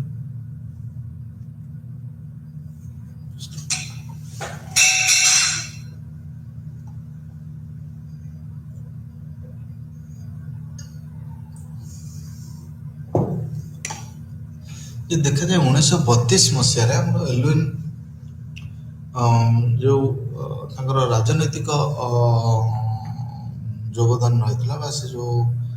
ସେଠାରୁ ଧୀରେ ଧୀରେ ଦୂରେଇବା ଆରମ୍ଭ କରିଥିଲେ ଏବଂ ସେ ସମାଜ ସେବା ଏବଂ ନୃତତ୍ତ୍ୱ ବିଜ୍ଞାନ ଉପରେ ଅଧିକ କାମ କରିବା ଆରମ୍ଭ କରିଥିଲେ ଏବଂ ସେଠାରେ ସେ ଯାଇ ଗଣ୍ଡ ଯେଉଁ ଆମର ସମାଜ ରହିଛି ବା ସମ୍ପ୍ରଦାୟ ରହିଛି ସେଠାରେ ଯାଇ ରହିବାକୁ ଆରମ୍ଭ କରିଥିଲେ। ଏବଂ ଯଦି ଦେଖାଯାଏ ଯେ ଆମେ ଏଲୁଇନ୍କୁ ଅନ୍ୟମାନଙ୍କଠୁ କାହିଁକି ଭିନ୍ନ ବୋଲି କହିଥାଉ ଏବଂ ଏଲୁଇନ୍ କ'ଣ ପାଇଁ ଅନ୍ୟମାନଙ୍କଠୁ ଅନନ୍ୟ ଯଦି ଆମେ ଦେଖିବା ତାହେଲେ ଜଣାଯାଏ ଯେ ଏଲୁଇନ୍ଙ୍କର ଯେଉଁ ଫିଲ୍ଡ ୱାର୍କ କରିବା ବା ନିଜେ ଯେଉଁ ପ୍ରତ୍ୟକ୍ଷଦର୍ଶୀ ଭାବେ ରହିକି କାମ କରିବା ତାହା ଅନ୍ୟ କୌଣସି ନୃତତ୍ତ୍ୱ ବୈଜ୍ଞାନିକ ପାଖରେ ଦେଖାଯାଇଥିଲା, କାରଣ ସେ ସେଠାରେ ଦୀର୍ଘ ବର୍ଷ ଧରି 10-20 ବର୍ଷ ଲେଖା ସେଠାରେ ରହୁଥିଲେ ବା ଦଶନ୍ଧି ଧରି ରହୁଥିଲେ ଏବଂ ସେଠାରେ ରହିକି ସେ କାମ କରୁଥିଲେ। ଏବଂ ଯଦି ଦେଖାଯାଏ ସେ ସବୁବେଳେ ଚେଷ୍ଟା କରୁଥିଲେ ଯେଉଁ ଜନଜାତି ସମ୍ପ୍ରଦାୟ ରହିଛନ୍ତି ବା ଯେଉଁ ଆଦିବାସୀ ସମ୍ପ୍ରଦାୟ ରହିଛନ୍ତି, ଉଦାହରଣ ସ୍ୱରୂପ ଯଦି ଜଣେ ଗଣ୍ଡ ସମ୍ପ୍ରଦାୟର ଜଣେ ବ୍ୟକ୍ତିବିଶେଷକୁ ଦେଖିବା, ସେ ସବୁବେଳେ ଚେଷ୍ଟା କରୁଥିଲେ ଯେ ସେଇମାନଙ୍କ ଆଖିରେ ତାଙ୍କର ଦୁନିଆଟାକୁ ଦେଖିବା ପାଇଁ ଏବଂ ସେଇମାନଙ୍କର ଯେଉଁ ରହିଛି ପର୍ସପେକ୍ଟିଭ, ସେଇମାନଙ୍କର ଯେଉଁ ଦିଗନ୍ତ ରହିଛି, ତାରି ଦ୍ୱାରା ହିଁ ତାର ସମାଜକୁ କିଭଳି ଭାବେ ସେ ବୁଝିପାରିବେ ବା ତାହା ବିଷୟରେ ଗବେଷଣା କରିପାରିବେ, ତାହା ହିଁ ତାଙ୍କର ମୁଖ୍ୟ ଲକ୍ଷ୍ୟ ଥିଲା। ଏବଂ ଯଦି ଦେଖାଯାଏ 1940 ମସିହାରେ ସିଏ ରହିକିରି ଏତେ ଇଏ ଭାବରେ ଅଙ୍ଗାଙ୍ଗୀ ଭାବେ ଜଡ଼ିତ ହେଲେ ଯେ ଗଣ୍ଡ ସମାଜ ସହିତ, 1940 ମସିହାରେ ସେ ଜଣେ ଗଣ୍ଡ ଗର୍ଲ ଯେଉଁ ବା ଆମର ଝିଅ ରହିଲେ କନ୍ୟା, ତାଙ୍କୁ ବିବାହ କରିଥିଲେ। ଏବଂ ଯଦି ଦେଖାଯାଏ ଏଲୁନଙ୍କର ଯେଉଁ ଜୀବନ ରହିଛି ତାହା ମୁଖ୍ୟତଃ ସେ ତାଙ୍କ ଜୀବନଟି ସେ ସେଇମାନଙ୍କ ସହିତ କାଟିଛନ୍ତି ଯାହାର ଲେଖା ଆମେ ଆଜି ଭଳି ଦିନରେ ପଢ଼ୁଛୁ। ଏବଂ ସେ ମୁଖ୍ୟତଃ ଭାବେ ଲେଖିଥିଲେ ଯେଉଁ ଆଦିବାସୀ ସମ୍ପ୍ରଦାୟ ରହିଛନ୍ତି, ମୁଖ୍ୟତଃ ଭାବେ ଯେଉଁ କେନ୍ଦ୍ରୀୟ ରିଜନ ଯେଉଁ ରହିଛି ବା ସେଣ୍ଟ୍ରାଲ ରିଜନ ଯେଉଁ ରହିଛି, ସେଠାକାର ଯେଉଁ ଆଦିବାସୀ ସମ୍ପ୍ରଦାୟ ରହିଛି ତାହା ସେମାନଙ୍କ ସହିତ ଲେଖିଥିଲେ ଏବଂ ସେମାନଙ୍କ ସମ୍ବନ୍ଧରେ ଲେଖିଥିଲେ। ଏବଂ ନର୍ଥ ଇଷ୍ଟ ଇଣ୍ଡିଆ ଯେଉଁ ରହିଛି, ଆମର ଉତ୍ତର ପୂର୍ବ ଯେଉଁ ଭାରତ ରହିଛି, ଯେମିତି 7 ସିଷ୍ଟର ଷ୍ଟେଟ୍ କହିଲେ, ସେମାନଙ୍କ ସହିତ ମଧ୍ୟ ରହିକରି ସେ ତାଙ୍କର ଗବେଷଣା କାର୍ଯ୍ୟ ଜାରି ରଖିଥିଲେ। ଏବଂ ଯଦି ଦେଖାଯାଏ ତାଙ୍କର ଯେଉଁ ପ୍ରଥମ ଏଥନୋଗ୍ରାଫି ବା ଯେଉଁ ଆମର ପ୍ରତ୍ୟକ୍ଷଦର୍ଶୀ ହୋଇଛି ଯେଉଁ କେତେ ଗୁଡ଼ିଏ କାମ କରିଥିଲେ, ତା ଭିତରୁ ପ୍ରଥମଟି ହେଉଛି ଅନ୍ ଦ ବାଇଗା। ବହୁତ ଫେମସ୍ ବହି ଏହା। ଏତେ ଲୋକମାନେ ବା ଯେଉଁ ଗୁଣୀ ଲୋକମାନେ ଯେଉଁ ରହିଛନ୍ତି, ସେ ବହି ଏତେ ଭଲ ଭାବରେ ଆଦୃତ ହୋଇଛି। ଏମିତି କୌଣସି ନୃତତ୍ତ୍ୱ ବିଜ୍ଞାନୀ ନଥିବେ ଯିଏ ଆକ୍ଚୁଆଲି ଆଜି ଭଳି ଦିନରେ ଆଜି ପର୍ଯ୍ୟନ୍ତ ବାଇଗା ପୁସ୍ତକଟି ପଢ଼ିନଥିବେ। ତେଣୁ ବାଇଗା ଏବଂ ଅଗାରିଆ, ବାଇଗା 1939 ମସିହାରେ ପ୍ରକାଶିତ ହୋଇଥିଲା ଏବଂ ଆଗାରିଆ କମ୍ୟୁନିଟିଜ୍ ବା ଯେଉଁ ସମ୍ପ୍ରଦାୟ ରହିଛି, ଆଗାରିଆଙ୍କ ବିଷୟରେ ଯେଉଁ ପୁସ୍ତକଟି ରହିଛି ତାହା 1942 ମସିହାରେ ପବ୍ଲିଶ ହେଇଥିଲା। ଏବଂ ଯଦି ଦେଖାଯାଏ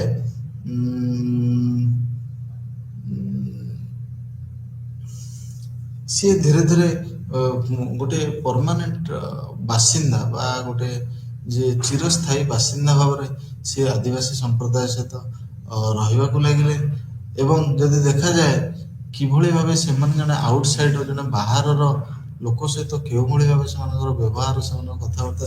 ସେ ସମ୍ବନ୍ଧରେ ମଧ୍ୟ ସେ କହିଥିଲେ। ଏବଂ ସେମାନେ କୋଉଭଳି ପର୍ସପେକ୍ଟିଭରେ ଜଣେ ବାହାର ଲୋକଙ୍କୁ ନେଇଥାନ୍ତି, ସେ ସମ୍ବନ୍ଧରେ ମଧ୍ୟ ସେ ବିସ୍ତୃତ ଭାବେ କହିଥିଲେ।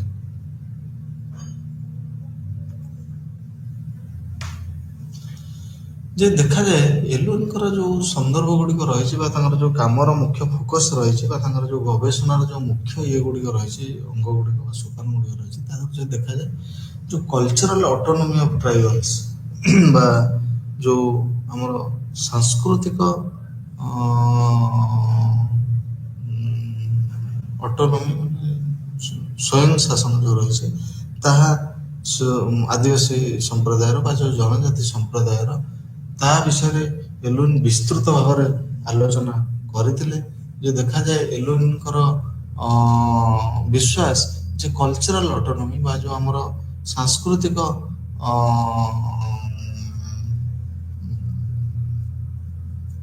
ସ୍ୱାଧୀନତା ରହିଛି ବା ଯେଉଁ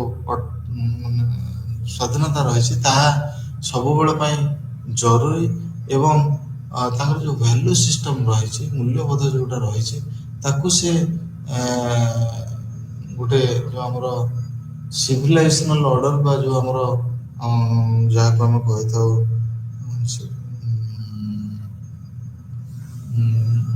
ସିଭିଲାଇଜେସନାଲ ଅର୍ଡରରେ ଯଦି ଦେଖିବା, ସେଇ ଯେଉଁ ଆମର ଇଏକୁ ନେଇ ଯଦି ଦେଖିବା, ଜଣାପଡ଼ିବ ଯେ କେଉଁଭଳି ଭାବେ ଯେଉଁ ଆମର ସାଂସ୍କୃତିକ ଯେଉଁ ଅଟୋନୋମି ରହିଛି ବା ସ୍ୱୟଂ ଶାସନର ଯେଉଁ ଇଏ ରହିଛି, ତାହା କେଉଁଭଳି ବା ସ୍ୱାଧୀନତା ଯେଉଁ ରହିଛି, ତାହା କେଉଁଭଳି ଭାବେ ଆଦିବାସୀମାନଙ୍କ ଜୀବନ ଏବଂ ତାଙ୍କର ଯେଉଁ ମୂଲ୍ୟବୋଧ ରହିଛି ତା ସହିତ କେଉଁଭଳି ଭାବେ ସଂଶ୍ଳିଷ୍ଟ, ତା ଦେହରୁ ଆମେ ଜାଣିପାରିବା। ଏବଂ ଯଦି ଦେଖାଯାଏ ଯେଉଁ ଆମର ଯାହା ଏଲୁନ କହିଲେ, ତାହା କିଭଳି ଭାବେ ସଭ୍ୟତା ସହିତ ମଧ୍ୟ ଜଡ଼ିତ, ସେ ସମ୍ବନ୍ଧରେ ମଧ୍ୟ ସେ କହିଥିଲେ। ଏବଂ ସେ କହିଥିଲେ ଯେ ଏଇ ଯେଉଁ କଲଚରାଲ ୟୁନିକନେସ୍ ବା ଯେଉଁ ସାଂସ୍କୃତିକ ଯୋଉ ବିବିଧତା ରହିଛି ବା ଯୋଉ ସାଂସ୍କୃତିକ ଯୋଉ ସ୍ୱତନ୍ତ୍ରତା ରହିଛି, କେଉଁଭଳି ଭାବେ ଗୋଟିଏ ନିର୍ଦ୍ଦିଷ୍ଟ ସମୁଦାୟ ବା ଗୋଟେ କମ୍ୟୁନିଟିର କେଉଁଭଳି ଭାବେ ତାର ଯୋଉ ସଂସ୍କୃତି ରହିଛି ବା ତାର ଯୋଉ ସାଂସ୍କୃତିକ ଆସ୍ପେକ୍ଟ ଗୁଡ଼ିକ ରହିଛି, ତାହା କେଉଁଭଳି ଭାବେ ଏ, ଏ, ଆଜି ଭଳି ଦିନରେ ଜରୁରୀ ଏବଂ ତାକୁ କିଭଳି ଭାବେ ଆମେ କନଜର୍ଭ କରିବା, ସାଇତି କରି ରଖିପାରିବା, ତାହା କିଭଳି ଭାବେ ଲୁପ୍ତ ହୋଇ ନଯିବ, ତାହା ହିଁ ଥିଲା ତାଙ୍କର ମୁଖ୍ୟ ଚିନ୍ତାର ବିଷୟ। ଏବଂ ଯଦି ଦେଖାଯାଏ ସେ ମଧ୍ୟ ଅନେକାଂଶରେ ଅନୁପ୍ରାଣିତ ହୋଇଥିଲେ ଯୋଉ ଗଣ୍ଡ କମ୍ୟୁନିଟି ଅଛନ୍ତି ବା ଗଣ୍ଡ ସମ୍ପ୍ରଦାୟ ଅଛନ୍ତି, ତାଙ୍କର ଯୋଉ ସିମ୍ପ୍ଲିସିଟି ବା ସେମାନଙ୍କର ସେମାନଙ୍କର ଯୋଉ ସାଧାରଣ ବ୍ୟବହାର, ତାଙ୍କ ଚାଳିଚଳଣି, ତାଙ୍କର ସ୍ୱାଧୀନତା, ତାଙ୍କର ଯୋଉ ଛୋଟ ଶିଶୁମାନଙ୍କ ପ୍ରତି ଭଲ ପାଇବା ଏବଂ ସେମାନଙ୍କର ଯୋଉ ସମ୍ପ୍ରଦାୟର ଯୋଉ ସ୍ତ୍ରୀ ଲୋକମାନେ ରହିଲେ ବା ଯୋଉ ୱିମେନ୍ ମାନେ ରହିଲେ, ମହିଳାମାନେ ରହିଲେ, ସେମାନଙ୍କର ଯୋଉ ପୋଜିସନ୍ ରହିଛି ବା ତାଙ୍କର ଯୋଉ ସ୍ଥାନ ରହିଛି ସେ ସମ୍ବନ୍ଧରେ ମଧ୍ୟ ସେ କହିଥିଲେ। ଏବଂ ଖାଲି ସେତିକି ନୁହେଁ, ତାଙ୍କର ଯୋଉ ସ୍ପିରିଟ୍ ରହିଛି ବା ତାଙ୍କର ଯୋଉ ନିଜ କାମ ନିଜେ କରିବା ଭଳି ଯୋଉ ଇଏ ରହିଛି, ସେଇଗୁଡ଼ିକ ଅନେକାଂଶରେ ଆକ୍ଚୁଆଲି ଆମେ ଯଦି ଦେଖିବା ବାସ୍ତବରେ ଏଲୋଇନ୍କୁ ପ୍ରଭାବିତ କରିଥିଲା। ଏବଂ ଯଦି ଦେଖାଯାଏ ସେ କହିଥିଲେ ଯେ ଯୋଉ ଆଦିବାସୀ ସମ୍ପ୍ରଦାୟ ରହିଛନ୍ତି ସେମାନଙ୍କର ପ୍ରକୃତରେ ଯୋଉ ତାଙ୍କର ଯୋଉ ବାର୍ତ୍ତା ରହିଛି, ଆଜିକାଲିର ଯୋଉ ସୋଫିଷ୍ଟିକେଟେଡ୍ ମଡର୍ନ ୱାର୍ଲଡ ବା ଯୋଉ ଆଧୁନିକ ସମାଜ ରହିଛି ତା ପାଇଁ ଯୋଉ ବାର୍ତ୍ତା ରହିଛି ତାହା ଅତ୍ୟନ୍ତ ଜରୁରୀ। ଏବଂ ସେ ବାର୍ତ୍ତାଟି କ'ଣ ଥିଲା? ସେ କହିବା କଥା ଯେ ଆଜି ଯୋଉ ବିଭାଜନ ଦେଖାଯାଇଛି, ସେ ଘର ପରିବାର ମଧ୍ୟରେ ହଉ ବା ଗୋଟେ ସମୁଦାୟ ମଧ୍ୟରେ ହଉ, ଏହା କେବଳ କ'ଣ ପାଇଁ ଦେଖାଯାଇଛି ନା ଯୋଉ ଆମର ଆତ୍ମୀୟତା ବା ଯୋଉ ଭଲ ପାଇବା ରହିଛି ଲୋକମାନଙ୍କର ବା ସମ୍ପ୍ରଦାୟଙ୍କ ମଧ୍ୟରେ ଯାହା ରହିଛି ତାହା ଧୀରେ ଧୀରେ କମିବାକୁ ଲାଗିଛି। ତେଣୁ ସେଇଥିପାଇଁ ଏ ଯୋଉ ଆମର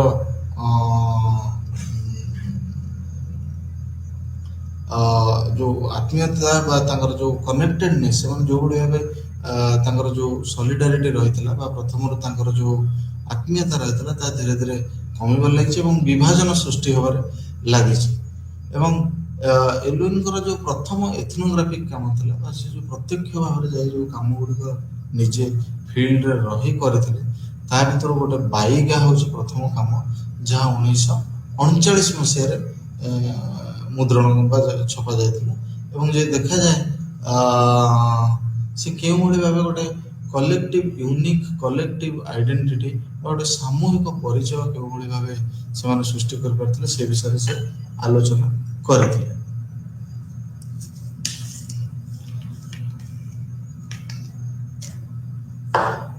ଯଦି ଏହା କହିଲେ ବି ଅତ୍ୟୁକ୍ତି ହେବ ନାହିଁ ଯେ ଆମର ଯୋଉ ବାଇଗା ସମ୍ବନ୍ଧରେ ଯୋଉ ସନ୍ଦର୍ଭଟି ଥିଲା ଏଲୁଇନଙ୍କର, ଏହା ଅତ୍ୟନ୍ତ ବିଶାଳ, ବହୁତ ବଡ଼ ମାନୁସ୍କ୍ରିପ୍ଟ ଥିଲା, ଗୋଟେ ମନୋଗ୍ରାଫ ଥିଲା। ଏବଂ ତାଙ୍କର ସିଏ ଖାଲି ତାଙ୍କର ଯୋଉ ଆମର ବାଇଗା ମାନଙ୍କର ଯୋଉ ସମୁଦାୟ ରହିଛି, ଯେ ସମୁଦାୟ ମଧ୍ୟର ଭିତରେ ଥିବା ସାମାଜିକ ସମ୍ପର୍କ ବିଷୟରେ କହିନଥିଲେ, ସେ ତାଙ୍କର ଅନେକ ଗୁଡ଼ିଏ ଯୋଉ ଆମର ଜୀବନ ଜୀବିକା ଶୈଳୀକୁ ନେଇ ଅନେକ ଗୁଡ଼ିଏ ଯୋଉ ଆସ୍ପେକ୍ଟ ଗୁଡ଼ିକ ରହିଛି, ସେ ବିଷୟରେ ମଧ୍ୟ ସେ ପୁଙ୍ଖାନୁପୁଙ୍ଖ ଭାବରେ ଆଲୋଚନା କରିଥିଲେ। ଯଦି ଦେଖାଯାଏ ସେ କହିଥିଲେ କେଉଁଭଳି ଭାବେ ଯୋଉ ଆଧୁନିକ ଅର୍ଥନୀତି ରହିଛି ତାହା କେଉଁଭଳି ଭାବେ ବାଇଗା ମାନଙ୍କର ଯୋଉ ପ୍ରକୃତି ସହିତ ତାଙ୍କର ଯୋଉ ବା ନ୍ୟାଚୁରାଲ ରିସୋର୍ସେସ୍ ଯୋଉ ପ୍ରାକୃତିକ ସମ୍ପଦ ରହିଛି ଏବଂ ତାଙ୍କର ଯୋଉ ତା ସହିତ ଯୋଉ ଜୀବନ ଜୀବିକାର ସମ୍ପର୍କ ରହିଛି, ତାହା କେଉଁଭଳି ଭାବେ ଯୋଉ ଆଧୁନିକ ସମୟର ଯୋଉ ପରିବର୍ତ୍ତନ ଆସୁଛି ତା ଦ୍ୱାରା ପ୍ରଭାବିତ ହେଉଛି, ଏହା ମଧ୍ୟରେ ସେ କହୁଥିଲେ।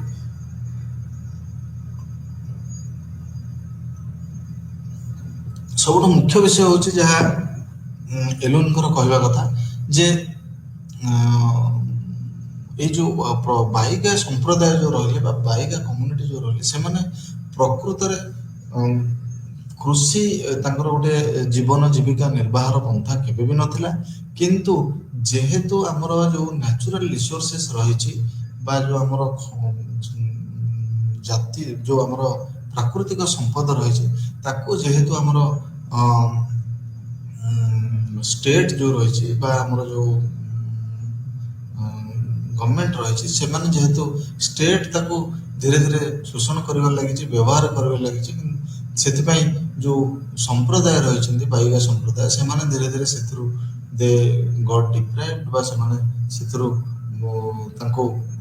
ଦୂରରେ ରଖାଯାଇଥିଲା। ଏବଂ ଏହା ଦ୍ୱାରା କ'ଣ ହେଲା ନା ସେମାନେ ବାଧ୍ୟ ହେଲେ କୃଷିକୁ ନିଜର ଅଲ୍ଟରନେଟିଭ୍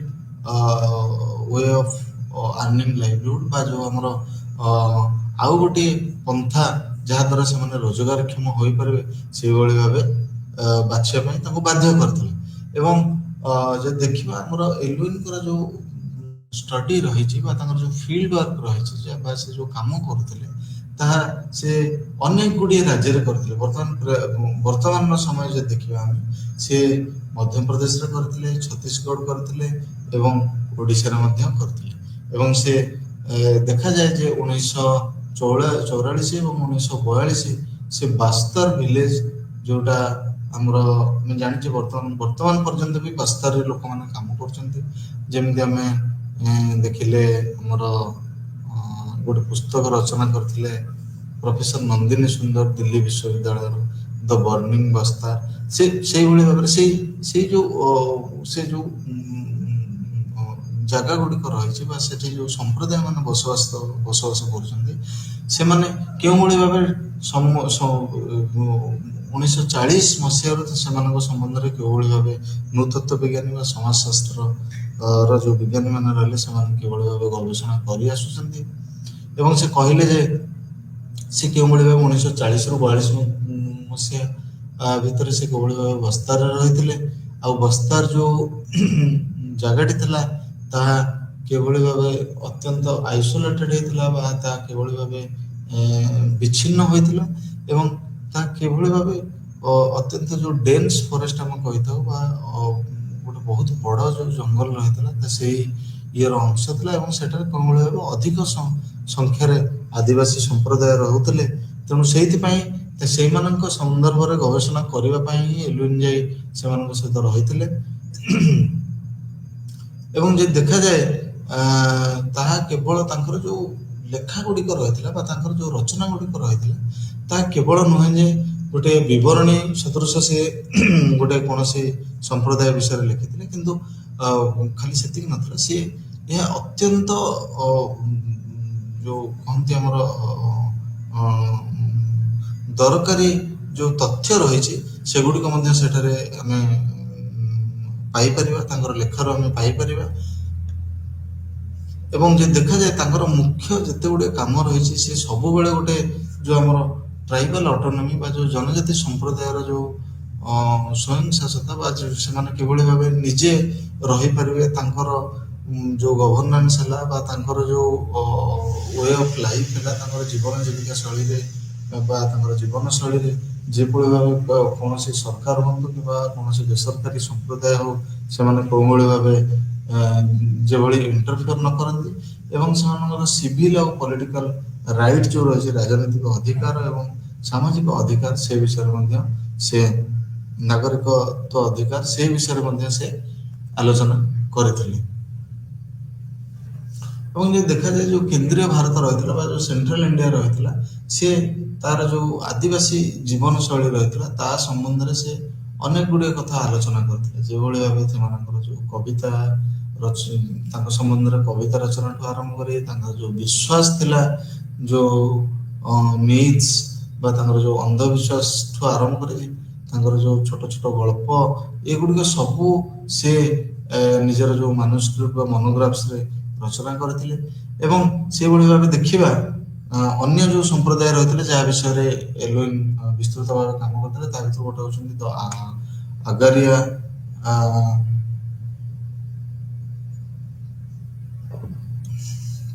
ଯୋଉ ପୁସ୍ତକଟି ରଚନା କରିଥିଲେ ତାହା ହଉଛି ଦ ଆଗାରିଆ। ସେଠାରେ ଦେଖାଯାଏ ସେ କେଉଁଭଳି ଭାବେ ଗୋଟିଏ ସମ୍ପ୍ରଦାୟ ବିଷୟରେ ଯୋଉମାନେ ଯୋଉ ଆମେ ଲୁହା ଏବଂ ଲୁହାକୁ କୋଇଲାରେ ଇଏ କରି ଯେଉଁମାନେ କାମ କରୁଥିଲେ ସେମାନଙ୍କର ଲୌହ ଆସବାବପତ୍ର ଯେଉଁ ଇଏ କରୁଥିଲେ ତିଆରି କରୁଥିଲେ ସେମାନେ କେଉଁଭଳି ଭାବରେ ତାଙ୍କର କ୍ଷତି ଘଟିଥିଲା କାହା ଦ୍ୱାରା ନା ଯେଉଁ କର ଟ୍ୟାକ୍ସେସନ୍ ଯେତେବେଳେ ଇମ୍ପୋଜ କରାହେଇଥିଲା ଏବଂ ଯେତେବେଳେ ଫ୍ୟାକ୍ଟ୍ରି ତିଆରି କରାହେଲା ଏ ଯେଉଁ ଲୁହାର ଆସବାବପତ୍ର ତିଆରି କରିବା ପାଇଁ ଏବଂ ତା ସହିତ ଯେଉଁ ଆଡମିନିଷ୍ଟ୍ରେଟିଭ ନେଗ୍ଲେକ୍ଟ ବା ଯେଉଁ ଆମର ପ୍ରଶାସନିକ ଅଣଦେଖା କରିଥିଲେ ତାହା ଦ୍ୱାରା ଏଇ ଯେଉଁ କମ୍ୟୁନିଟି ରହିଛି ବା ସମ୍ପ୍ରଦାୟଟି ରହିଥିଲା ତାହା କିଭଳି ଭାବେ ପ୍ରଭାବିତ ହୋଇଥିଲା। ଏହାପରେ ଯଦି ଦେଖିବା ଆମର ଆଉ ଗୋଟେ ପୁସ୍ତକ ରହିଥିଲା ମାରିଆ ମର୍ଡର ଆଣ୍ଡ ସୁଇସାଇଡ୍ 1943 ମସିହାରେ। ଏଲୁଇନ୍ ଏଇ ପୁସ୍ତକ ଜରିଆରେ ଚେଷ୍ଟା କରିଥିଲେ ବା ତାଙ୍କର ଏଇ ଯେଉଁ ସନ୍ଦର୍ଭ ଜରିଆରେ ବା ଯେଉଁ ଗବେଷଣା ଜରିଆରେ ସେ ଚେଷ୍ଟା କରିଥିଲେ ଯେ ଯେଉଁ ହୋମିସାଇଡ୍ ଯେଉଁ ଟ୍ରାଇବାଲ ସୋସାଇଟିରେ ହେଉଛି ସେ ସମ୍ବନ୍ଧରେ ସେ ଜାଣିବା ପାଇଁ ଚେଷ୍ଟା କରିଥିଲେ। ଆଉ ଗୋଟିଏ ଯେଉଁ ଅତି ଲୋକପ୍ରିୟ ପୁସ୍ତକ ତାଙ୍କର ଥିଲା ଯେଉଁଟା ଥିଲା ଆମେ ଯାହାକୁ ଆମେ ଜାଣୁ ସମସ୍ତେ ମୋରିଆ ଆଣ୍ଡ ଦେୟାର ଘଟୁଲ। ଏବଂ ଏଇ ଯେଉଁ ପୁସ୍ତକଟି ଥିଲା ସେଠାରେ ସେ ଗୋଟେ ଯେଉଁ ଆମର unique pattern of socialization among the tribe ସେ ଯେଉଁ ବସ୍ତାରରେ ସେ ରହୁଥିଲେ ଯେମିତି ମୁଁ କହିଥିଲି ବସ୍ତାର ଆଗରୁ ଯାହା ଆମେ ଆଲୋଚନା କରିଥିଲେ ବସ୍ତାରରେ ଯେଉଁ ଆଦିବାସୀ ସମ୍ପ୍ରଦାୟ ରହୁଥିଲେ ସେମାନଙ୍କର ଯେଉଁ ସୋସିଆଲାଇଜେସନ୍ ପାଟର୍ନ ରହିଛି ବା ସେମାନେ କେଉଁଭଳି ଭାବେ ନିଜର ଯେଉଁ ଆଗାମୀ ପିଢ଼ି ରହିଛନ୍ତି ତାକୁ କେଉଁଭଳି ଭାବେ ଯେଉଁ ଆମର ଭ୍ୟାଲୁ ହେଲା ଭ୍ୟାଲୁ ଇଏ ମୂଲ୍ୟବୋଧ କିମ୍ବା ଆମର ଯେଉଁ ସାଂସ୍କୃତିକ ରହିଛି କଲଚରାଲ ଇଏ ତାକୁ କେଉଁଭଳି ଭାବେ ଗୋଟେ ଶିଶୁକୁ ସୋସିଆଲାଇଜ କରାହେଉଛି ସେ ସମ୍ବନ୍ଧରେ ସେ ବସ୍ତାର ଇଏକୁ ଗୋଟେ ନିଜର ଫିଲ୍ଡ ନେଇ ସେ ସମ୍ବନ୍ଧରେ ସେ ଆଲୋଚନା କରୁଥିଲେ ଏବଂ ସେଠାରେ ସେ ମଧ୍ୟ ଆଲୋଚନା କରୁଥିଲେ କେଉଁଭଳି ଭାବେ ଯେଉଁ ସୋସିଆଲାଇଜେସନ୍ ହେଉଛି ତା ଦ୍ୱାରା କେଉଁଭଳି ଭାବେ ଯେଉଁ ସେକ୍ସୁଆଲ ଓରିଏଣ୍ଟେସନ୍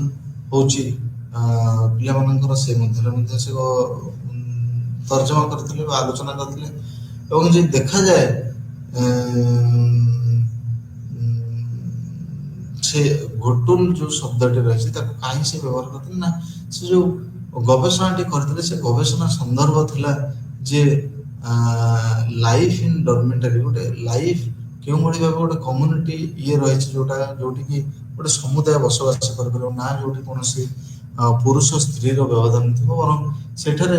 ପୁଅ ଏବଂ ଝିଅକୁ କେଉଁଭଳି ଭାବେ ଏକାଠି ରଖାଯାଉଥିଲା ଏବଂ ଦେଖାଯାଉଥିଲା ଯେ ତାଙ୍କୁ କେଉଁଭଳି ଭାବେ ଯେଉଁ ସେକ୍ସୁଆଲ ଲାଇଫ୍ ରହିଛି ତା ସମ୍ବନ୍ଧରେ ସେମାନଙ୍କୁ ଶିକ୍ଷା ଦିଆଯାଉଥିଲା। ଏବଂ ଆଉ ଗୋଟିଏ ପୁସ୍ତକ ତାଙ୍କର ଥିଲା ସେଇଭଳି ବଣ୍ଡୋ ହାଇଲାଣ୍ଡର୍ସ। ଏ ଯେଉଁ ବଣ୍ଡୋ ହାଇଲାଣ୍ଡର ବୁକ୍ ଥିଲା ସେଠାରେ ଏଲୁଇନ୍ ଚେଷ୍ଟା କରିଥିଲେ ଯେ ଯେଉଁ ହାଇଲାଣ୍ଡ ଓଡ଼ିଶା ଆଦିବାସୀ ବା ଜନଜାତି ରହିଛନ୍ତି ସେମାନଙ୍କ ସମ୍ବନ୍ଧରେ ସେ ଜାଣିବା ପାଇଁ ଚେଷ୍ଟା କରିଥିଲେ ଏବଂ ସେ ଯେଉଁ ଗବେଷଣାଟି କରିଥିଲେ ସେ ସବୁବେଳେ ସେ ଯେଉଁ ଗବେଷଣାର ମୁଖ୍ୟ ଆକର୍ଷଣ ଥିଲା ବା ଯେଉଁ ଆଲୋଚନାର ବିଷୟବସ୍ତୁ ଥିଲା ଯେଉଁ କଣ୍ଟେଷ୍ଟେସନ୍ ଆଣ୍ଡ କନଫ୍ଲିକ୍ଟ ଆମର ଯେଉଁ ଦ୍ୱନ୍ଦ୍ୱ ଦେଖାଯାଇଥିଲା କାହା ଭିତରେ ନା ଗୋଟେ ଇଣ୍ଡିଭିଜୁଆଲିଜମ୍ ଗୋଟେ ବ୍ୟକ୍ତିବାଦ ଆଉ ଗୋଟେ ହେଲା collective cooperation among everyday life of the community ବା ଆମର ଯେଉଁ ସାମୂହିକବାଦ ରହିଛି ବା ସମସ୍ତେ ମିଶିକରି କେଉଁଭଳି ଭାବେ ଗୋଟେ ସମାଜରକୁ ପରିଚାଳନା କରିବା ସେଇ ସମ୍ବନ୍ଧରେ ସେ ଅନେକ ଗୁଡ଼ିଏ ଯୁକ୍ତି ଉପସ୍ଥାପନ କରିଥିଲେ। ଯେ ଦେଖାଯାଏ ତାଙ୍କର ପରବର୍ତ୍ତୀ ପୁସ୍ତକଟି ଥିଲା ଯେଉଁଟା ଆମେ ସମସ୍ତେ ଜାଣିଛେ the religion of an Indian tribe ଯେଉଁଟାରେ ସେ ଓଡ଼ିଶାରେ ହିଁ 1955 ମସିହାରେ ତାହା ପ୍ରକାଶିତ ହୋଇଥିଲା। ଏବଂ ଯଦି ଦେଖାଯାଏ ତାଙ୍କର ଯେଉଁ ଏଇ ଯେଉଁ ସନ୍ଦର୍ଭଟି ଏହା ମୁଖ୍ୟତଃ ଓଡ଼ିଶା ଉପରେ ଆଧାରିତ ଥିଲା ଏବଂ ତାହା କେଉଁ ସମ୍ପ୍ରଦାୟ ଉପରେ ଆଧାରିତ ଥିଲା ତା ସାଓରା ସମ୍ପ୍ରଦାୟ ଉପରେ ଆଧାରିତ ଥିଲା। ଏବଂ ଏ ଯେଉଁ ଏଥନୋଗ୍ରାଫିକ ଷ୍ଟଡି ଜରିଆରେ ବା ଯେଉଁ ଆମର ପ୍ରତ୍ୟକ୍ଷ ଭାବେ ଯାଇ ସେ ଫିଲ୍ଡରେ ରହି ସେଠାରେ କାମ କରି ବା ସେଠାରୁ ଯେଉଁ ତଥ୍ୟ ସଂଗ୍ରହ କରୁଥିଲେ ତା ଦ୍ୱାରା ହିଁ ସେଥିରେ ସିଏ ଏଇ କାମ କରିପାରିଥିଲେ।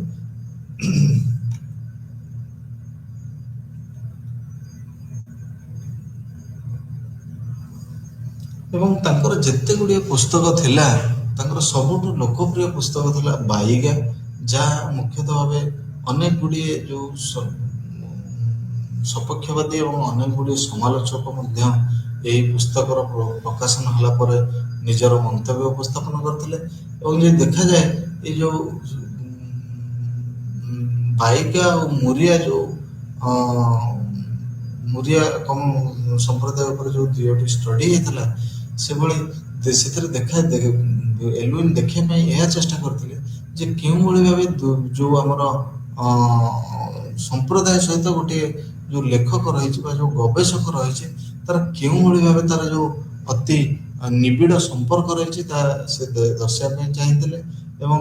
ଏହା କେଉଁଭଳି ଭାବେ ଯେଉଁ ସମ୍ପର୍କଟି ଅତି ନିବିଡ଼ ହେଇପାରିଥିଲା ନା ସେ ଯେଉଁ ଅନେକ ସମୟ ଧରି ସେମାନଙ୍କ ସହିତ ରହୁଥିଲେ, ସେଇଥିପାଇଁ ହିଁ ଏଲୁଇନ୍ଙ୍କର ସେମାନଙ୍କ ସହିତ ସମ୍ପର୍କଟି ନିବିଡ଼ ହେଇପାରିଥିଲା। ଏବଂ ଯଦି ଦେଖାଯାଏ ଏଲୁଇନ୍ଙ୍କର ଆଉ ଗୋଟେ ମଧ୍ୟ ଲୋକପ୍ରିୟ ଯେଉଁ କାମ ଥିଲା ତାକୁ ଆମେ ତ ଆବରିଜିନାଲ୍ସ ବୋଲି କହିଥାଉ, ଯେଉଁଥିରୁ ଆମେ ଯେତେବେଳେ ଆମେ ଆଦିବାସୀ ବା ଟ୍ରାଇବ୍ସ ଇନ୍ ଇଣ୍ଡିଆ ଉପରେ ଯେତେବେଳେ ଆମେ ଆଲୋଚନା କରିଥାଉ ବା ଯେତେବେଳେ ପଢ଼ିଥାଉ, ସେତେବେଳେ ଆମେ ମୁଖ୍ୟତଃ ଏଇ ପୁସ୍ତକଟିର ଉଦାହରଣ ଦେଇଥାଉ। ଏବଂ ଏଇ ଯେଉଁ ପୁସ୍ତକଟିରେ ସେ ମୁଖ୍ୟତଃ ଭାବରେ ଗୋଟେ ମଡେଲ ବା ଗୋଟେ ଯେଉଁ ବ୍ଲୁ ପ୍ରିଣ୍ଟ ଡେଭଲପ୍ କରିଥିଲେ। ଏବଂ ତାହା କାହା ସମ୍ବନ୍ଧରେ ଥିଲା ନା ତାହା ଥିଲା ଯେଉଁ ଆଦିବାସୀ ସମ୍ପ୍ରଦାୟ ବା ଜନଜାତି ସମ୍ପ୍ରଦାୟ ରହିଛନ୍ତି ସେମାନଙ୍କର ଯେଉଁ ଅଧିକାର ଅଛି ଅର୍ଥନୈତିକ ଏବଂ ସାମାଜିକ ଅଧିକାର, ତାହାକୁ କିଭଳି ଭାବେ ସୁରକ୍ଷା ଦିଆଯିବ ସେହି ସମ୍ବନ୍ଧରେ ସେ ବିସ୍ତୃତ ଭାବରେ ଆଲୋଚନା କରିଥିଲେ। ଏବଂ ଯଦି ଦେଖାଯାଏ ସେ ଯେଉଁ ଆମର ଯୁକ୍ତି ବାଢ଼ିଥିଲେ ଯେ କେଉଁଭଳି ଭାବେ ଯେଉଁ ଆଦିବାସୀ ସମ୍ପ୍ରଦାୟ ଜନଜାତି ସମ୍ପ୍ରଦାୟ ରହିଛନ୍ତି ତାଙ୍କର ଯେଉଁ ଅଧିକାର ରହିଛି ତାକୁ କେଉଁଭଳି ଭାବେ ଯେଉଁ ଅଧିକାର ମଝିରେ ବ୍ରିଟିଶ ସରକାର ଛଡ଼ାଇ ନେଇଥିଲେ ଏବଂ ତାପରେ ମଧ୍ୟ କେତେ ଗୁଡ଼ିଏ ତାଙ୍କଠୁ ଛଡ଼ାଇ ନିଆଯାଇଥିଲା, ସେ ତାକୁ କେଉଁଭଳି ଭାବେ ରିଷ୍ଟୋରେସନ୍ ତାର ହେଇପାରିବ ସେ ସମ୍ବନ୍ଧରେ ସେ ବିସ୍ତୃତ ଭାବେ ଆଲୋଚନା କରିଥିଲେ। ଯେ ଦେଖାଯାଏ ତାଙ୍କର ଯେଉଁ ଷଷ୍ଠ ପୁସ୍ତକଟି ଥିଲା ତାହା ଥିଲା the religion of an Indian tribe, ଯାହା 1955 ମସିହାରେ ପ୍ରକାଶିତ ହୋଇଥିଲା। ଏବଂ ଯଦି ଦେଖାଯାଏ ତାଙ୍କର ଏହି ପୁସ୍ତକଟି ତାଙ୍କର ଯେଉଁ ଆଗରୁ ଯେଉଁ କାମ ଥିଲା ବାଇଗା, ଅଗାରିଆ, ମାରିଆ, ମୁରିଆ ଆଉ ବଣ୍ଡ ଉପରେ, ସେଇ କାମ ସହିତ ଏଇ କାମର ମଧ୍ୟ ଅନେକ ଗୁଡ଼ିଏ କଣ୍ଟିନ୍ୟୁଟି ଥିଲା ବା ସଂଶ୍ଳିଷ୍ଟତା ଥିଲା। ସେମାନେ ଏ କାମ ଗୁଡ଼ିକ ସହିତ ସେ ଯେଉଁ ନୂଆ କାମଟି ତାହା ଜଡ଼ିତ ଥିଲା। ଏବଂ ଯଦି ଦେଖାଯାଏ ସେ ଅଧିକ ବ୍ୟତିବ୍ୟସ୍ତ ହେଉଥିଲେ ଯେଉଁ ଆମର ନ୍ୟାଚୁରାଲ ରିସୋର୍ସେସ୍ ରହିଛି ବା ଯେଉଁ ପ୍ରାକୃତିକ ସମ୍ପଦ ରହିଛି ସେହି ଇଏ ଉପରେ ଅଧିକ ତାଙ୍କର ଫୋକସ୍ ଥିଲା ବା ତାଙ୍କର ଦୃଷ୍ଟି ଥିଲା। ଏବଂ ତାର ମୁଖ୍ୟ କାରଣ ହେଉଛି ସିଏ ଆଗରୁ ଏଲୁଇନ୍ ଜାଣି ସାରିଥିଲେ ଯେ ଆଗକୁ ଯେଉଁ ନ୍ୟାଚୁରାଲ ରିସୋର୍ସେସ୍ ଯେଉଁ ଏକ୍ସଟ୍ରାକ୍ସନ୍ ହେବ ବା ତାକୁ ଯେଉଁ ଖଣିଜ ସମ୍ପଦ ଯେଉଁ ଉତ୍ତୋଳନ କରାଯିବ ବା ତାକୁ ବାହାରକୁ ଅଣାଯିବ, ଏହାଦ୍ୱାରା କ'ଣ ହେବ ନା ଥରେ ଯେଉଁ ନ୍ୟାଚୁରାଲ ରିସୋର୍ସ ଏକ୍ସଟ୍ରାକ୍ସନ୍ ଯେତେବେଳେ ଆରମ୍ଭ ହେବ ସେତେବେଳେ ଯେଉଁ ଜନଜାତି ସମ୍ପ୍ରଦାୟ ରହିଛନ୍ତି ମୁଖ୍ୟତଃ ଯେଉଁମାନେ ଛୋଟ ଛୋଟ କ୍ଷୁଦ୍ର କ୍ଷୁଦ୍ର ଜମି ଯାହା ନାଁରେ ସବୁ ଅଛି, ଧୀରେ ଧୀରେ ସେମାନେ ତାଙ୍କର ଯେଉଁ ଲ୍ୟାଣ୍ଡ ଅଛି ତାକୁ ଧୀରେ ଧୀରେ ହରାଇବା ପାଇଁ ଲାଗିବେ। ଏବଂ ଖାଲି ସେତିକି ନୁହେଁ, ତାର ସେ ମଧ୍ୟ ଯେଉଁ ଆମର ଜଙ୍ଗଲ ଜାତ ଦ୍ରବ୍ୟ ଯେଉଁ ରହିଛି ଯାହାକୁ ନେଇ ସେମାନଙ୍କର ତାଙ୍କର ଜୀବିକା ଜୀବନ ନିର୍ଭର କରିଥାନ୍ତି, ତାହା ମଧ୍ୟ ଧୀରେ ଧୀରେ ଯେହେତୁ ଖଣି ଖୋଳା ହେବ ତେଣୁ ଜଙ୍ଗଲ ମଧ୍ୟ କାଟିବା ପାଇଁ ପଡ଼ିବ। ଏବଂ ଖାଲି ସେତିକି ନୁହେଁ, ସେ ମଧ୍ୟ ଏଥିପାଇଁ ବ୍ୟସ୍ତ ହେଉଥିଲେ ଯେ ଏଇ ଯେଉଁ ସାମାଜିକ ବ୍ୟବସ୍ଥା ବା ଅର୍ଥନୈତିକ ବ୍ୟବସ୍ଥା ରହିଛି ଆମର ଭାରତରେ ସେତେବେଳେ ରହିଥିଲା, ତା ଦ୍ୱାରା ଯେଉଁ ମନି ଲେଣ୍ଡର ମାନେ ରହିଲେ ବା ଯେଉଁ ସାହୁକାର ମାନେ ରହିଥିଲେ ସେମାନଙ୍କର ଯେଉଁ ଏକ୍ସୋରିଟାଣ୍ଟ ରେଟ୍ ଅଫ୍ ଇଣ୍ଟରେଷ୍ଟ ଆମେ ଯାହାକୁ କହୁଥାଉ ବା ସୁଧ ହାର ଏତେ ଅଧିକ ଥିଲା ଯେ ତାକୁ ଦେଖି ସେ ବହୁତ ବ୍ୟତିବ୍ୟସ୍ତ ହେଇପଡ଼ିଥିଲେ। ଏବଂ ତାଙ୍କର କହିବା କଥା ଥିଲା ଯେ ଯଦି ଏହା ବନ୍ଦ ନ କରାଯାଏ ତାହେଲେ ଏଇ ଯେଉଁ ଆଦିବାସୀ ଜନଜାତି ସମ୍ପ୍ରଦାୟ ଅଛନ୍ତି ସେମାନେ ଅନେକାଂଶରେ ପ୍ରଭାବିତ ହେବେ। ଏବଂ ଯଦି ଦେଖାଯାଏ ତାଙ୍କର ଯେଉଁ ଏଇ ଯେଉଁ କେତେ ଗୁଡ଼ିଏ ଅବଦାନ ରହିଛି ତାହା ତାଙ୍କୁ ଗୋଟିଏ ଅନ୍ୟ ନୃତତ୍ତ୍ୱ ବିଜ୍ଞାନୀ ବା ଗୋଟେ ଅନ୍ୟ ପରିଚୟ ଦେଇଥିଲା, ଅନନ୍ୟ ପରିଚୟ ଦେଇଥିଲା, ଯାହାକୁ ଆମେ କହୁ ଆକ୍ସନ୍ ଓରିଏଣ୍ଟେଡ୍ ଆନ୍ଥ୍ରୋପୋଲୋଜିଷ୍ଟ କିମ୍ବା ଜଣେ ନୃତତ୍ତ୍ୱ ବିଜ୍ଞାନୀ ଯିଏ ସବୁବେଳ ପାଇଁ ଚେଷ୍ଟା କରିଥାନ୍ତି ଯେ କେଉଁଭଳି ଭାବେ ତାଙ୍କର ଯେଉଁ ସୁବିଧା ଅସୁବିଧା ଗୋଟେ ଆକ୍ସନ୍ ମୋଡ଼ରେ ସମାଧାନ ହେଇପାରିବ। ଏହି ସମ୍ବନ୍ଧରେ ଏବଂ ତାହା କିଭଳି ଭାବେ ଯେଉଁ ପଲିସି ମେକର୍ସ ଅଛନ୍ତି ବା ଯେଉଁମାନେ ଯୋଜନାର ତିଆରି କରୁଛନ୍ତି ସେମାନଙ୍କ ପାଖରେ ପହଞ୍ଚି ପାରିବ ତାହା ଥିଲା ତାଙ୍କର ମୁଖ୍ୟ କନସର୍ନ। ଏବଂ ସିଏ କେବେ ହେଲେ ଗୋଟେ ଆର୍ମ ଚେୟାର ସ୍କଲାର ହେଇକରି ବା ଚେୟାରରେ ବସି ଲେଖି ପ୍ରକାଶିତ କରିବାର ଇଏ ତାଙ୍କ ପାଖରେ ନଥିଲା। ସେ ସବୁବେଳେ ଚାହୁଁଥିଲେ କିଭଳି ଭାବେ ନିଜେ ଗୋଟେ ପ୍ରତ୍ୟକ୍ଷଦର୍ଶୀ ହେଇ କାମ କରି ତାକୁ ପ୍ରକାଶିତ କରିବେ, ତାହା ହିଁ ଥିଲା ତାଙ୍କର ମୁଖ୍ୟ ଲକ୍ଷ୍ୟ। ଯେ ଦେଖାଯିବା ତାଙ୍କର ଲେଖା ଗୁଡ଼ିକ ରହିଥିଲା, ସେଇ ଲେଖା ଗୁଡ଼ିକ ମୁଖ୍ୟତଃ ଭାବରେ ଗୋଟେ ଇଣ୍ଟେଲେକ୍ଚୁଆଲ କମିଟମେଣ୍ଟ ଯାହାକୁ ଆମେ କହିଥାଉ ବା ଯେଉଁ ବୌଦ୍ଧିକ ଇଏ ରହିଥାଏ ତାକୁ ନେଇକରି ହିଁ ତାହା ସବୁବେଳେ ଗଠିତ। ଏବଂ ଯଦି ଦେଖାଯାଏ ସବୁବେଳେ ପାଇଁ ଏଲଓଏନ୍ ଚେଷ୍ଟା କରୁଥିଲେ ସିଏ ଗୋଟେ ଯେଉଁ ମାର୍ଜିନାଲାଇଜ ବା ନିଷ୍ପେଷିତ ଆଦିବାସୀ ସମ୍ପ୍ରଦାୟ ରହିଛି ତାର ଯେଉଁ ସ୍ୱରଟିକୁ ନେଇ ଯେଉଁ ପଲିସି ମେକର ସବୁ ଅଛନ୍ତି ଆମର ଯେଉଁ ସରକାର ଅଛନ୍ତି ତାଙ୍କ ପାଖରେ ପହଞ୍ଚାଇବା ପାଇଁ ଏବଂ ତାଙ୍କର ଦାବି ଗୁଡ଼ିକ ନେଇ ପହଞ୍ଚାଇବା ପାଇଁ ସିଏ ତେଣୁ ଭେରିୟର ଏଲଓଏନ୍ ଯଦି ଆମେ ଦେଖିବା ଯଦିଓ ଗୋଟେ ଆମର ଯେଉଁ ଆକାଡେମିକ ୱାର୍ଲଡ ଅଛି ସେଠାରେ ଯଦି ସେ ଗୋଟେ ସ୍କଲାର ବା ବିଜ୍ଞାନୀ ହିସାବରେ ଜଣାଶୁଣା, କିନ୍ତୁ ଯଦି ଦେଖିବା ଆମେ ପ୍ରକୃତରେ ଟ୍ରାଇବାଲ କମ୍ୟୁନିଟିଜ ମାନେ ଯେଉଁମାନେ ତାଙ୍କୁ ଜାଣିଛନ୍ତି ସେମାନେ ତାଙ୍କୁ ଜଣେ ନିଜର ଲିଡର ଯାହାକୁ ଆମେ କହିଥାଉ ସେଇଭଳି ଭାବରେ ତାଙ୍କୁ ଆଜି ବି ମନେ ରଖିଛନ୍ତି। ଯେ ଦେଖାଯାଏ